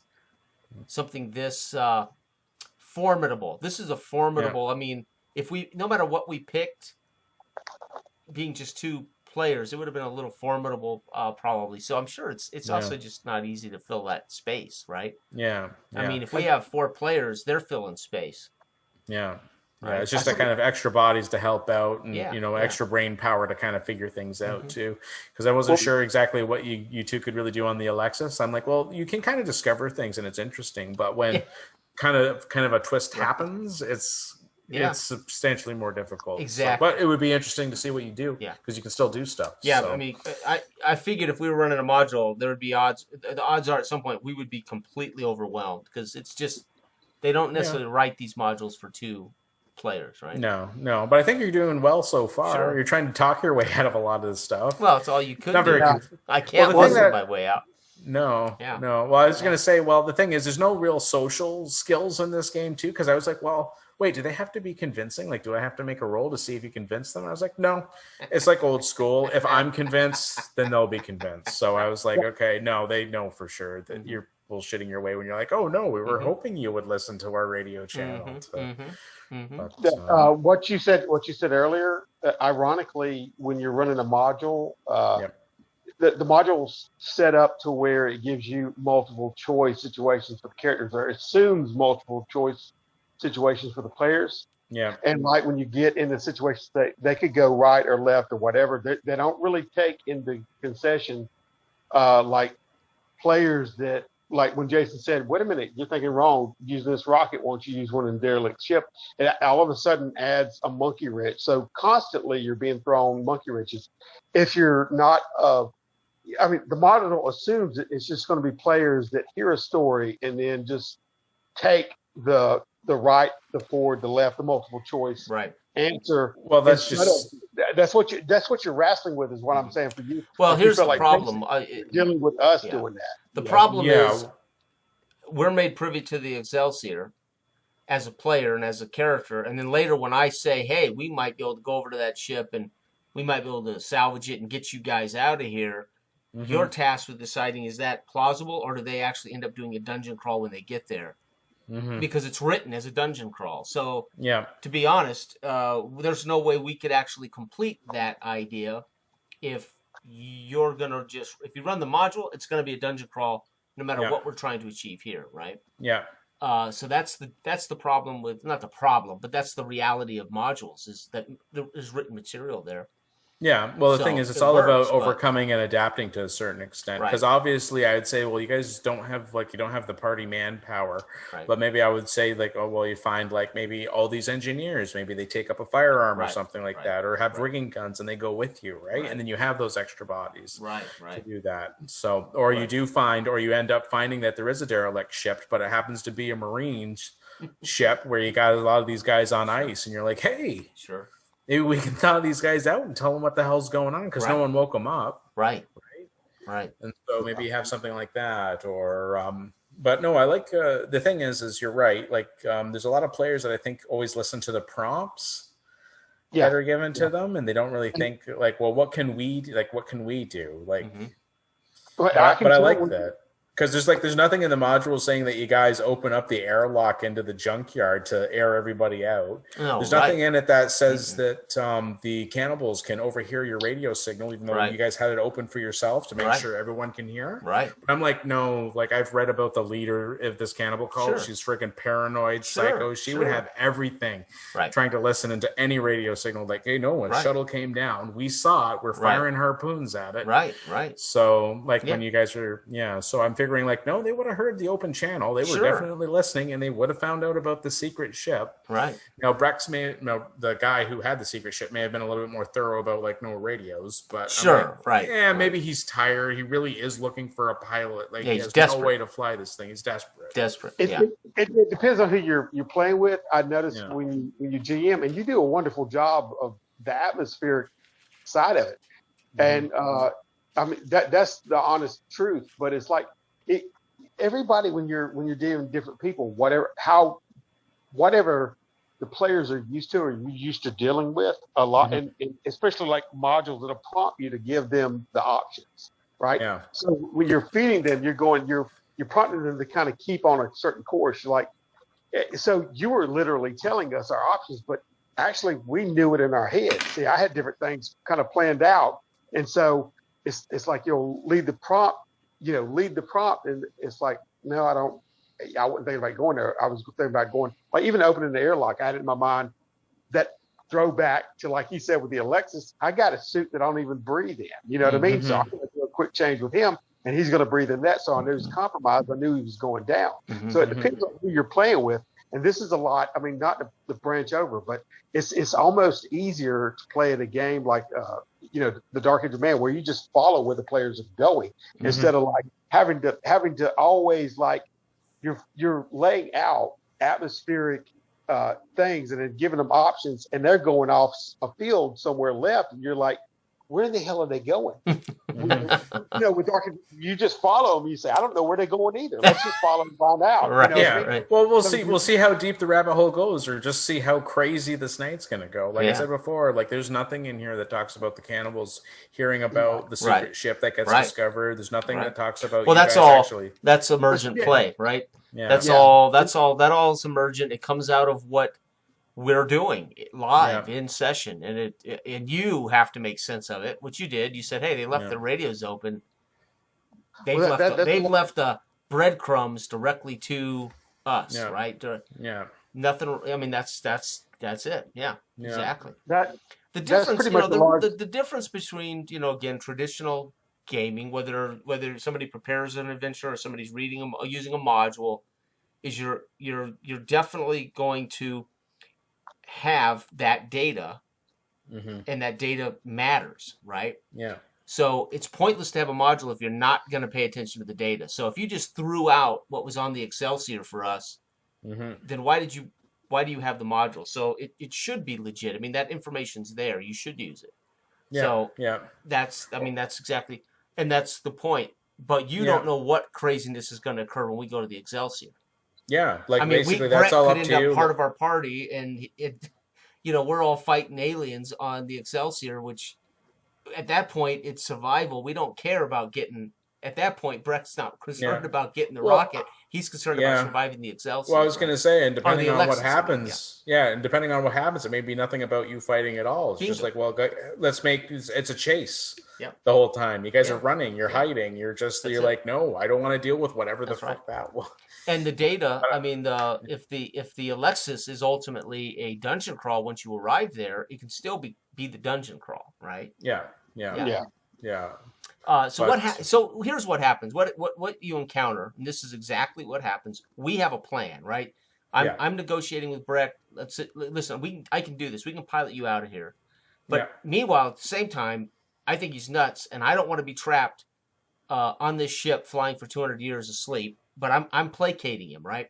Meanwhile, we're trying to come up with other ideas. So when the players then come up with a strategy, that's where player agency becomes the issue. So can we actually try to implement? Is there room to implement this strategy, or are we ultimately going to end up confined to the module? And that's where player agency becomes the potential problem, right? Yeah. So can we try to achieve these things? We may fail miserably. It may all fall apart like it did ultimately. Mm-hmm. But can we actually try to implement this, right? Mm-hmm. And that's the danger. So if you're allowing us to attempt to achieve that strategy, we're gonna help rescue his wife, and then we're gonna simultaneously do. Can we do all that, or is it ultimately limited by whatever the module allows us to do? And that's the dangerous part with modules, right? Oh no, I would have just allowed you to adapt. Yeah. Like I would have adapted it. Like the thing is, like you don't have to go to the cannibal, right? Like the cannibal base, right? I could just say no. You know what? It happens off screen. I'll do a couple rolls to see how well they succeed, or if they can even, get close to getting the thing organized so that you guys are all in sync. Right. But you guys don't have to do it. I don't think anyone's supposed to do everything in the module anyway, because there's a lot. That's the awesome thing. Is it's So yeah. So like I said, fascinating, and I like the game. The engine's easy. Yeah. Really. I mean, now, mind you, the engine's about to take a change, though. I was reading up because Mothership was never really officially released. This is kind of like this is like a testing beta. Like a beta? That came out. Wow. So they've already done a bunch of changes. There was a Kickstarter a couple days ago where they released like the big box where it says that these are the official rules that we're going to be going with. And I know that they took the armor save out. Oh, fascinating. So I'm approving of that. Yeah. Yeah. So what they did is they just said that armor, all it does is it just reduces the amount of damage that you take. Okay. So they've changed that. So it's no longer a versus like a opposed combat check versus armor check. Gotcha. So they've changed that. So they got a little, because they said that they heard some feedback from players, and they said a lot of people like that idea better than doing a counter roll. Right. So, but because it technically, when I'm thinking I'm doing an opposed armor check, I always see it as a dodge move. I feel like I'm visually seeing like I'm dodging, right? Yeah, that was my biggest issue with Dragon Warrior. Yeah. Yeah. But the opposed check there just kind of feels strange. But but as a armor soak, that's better, I think.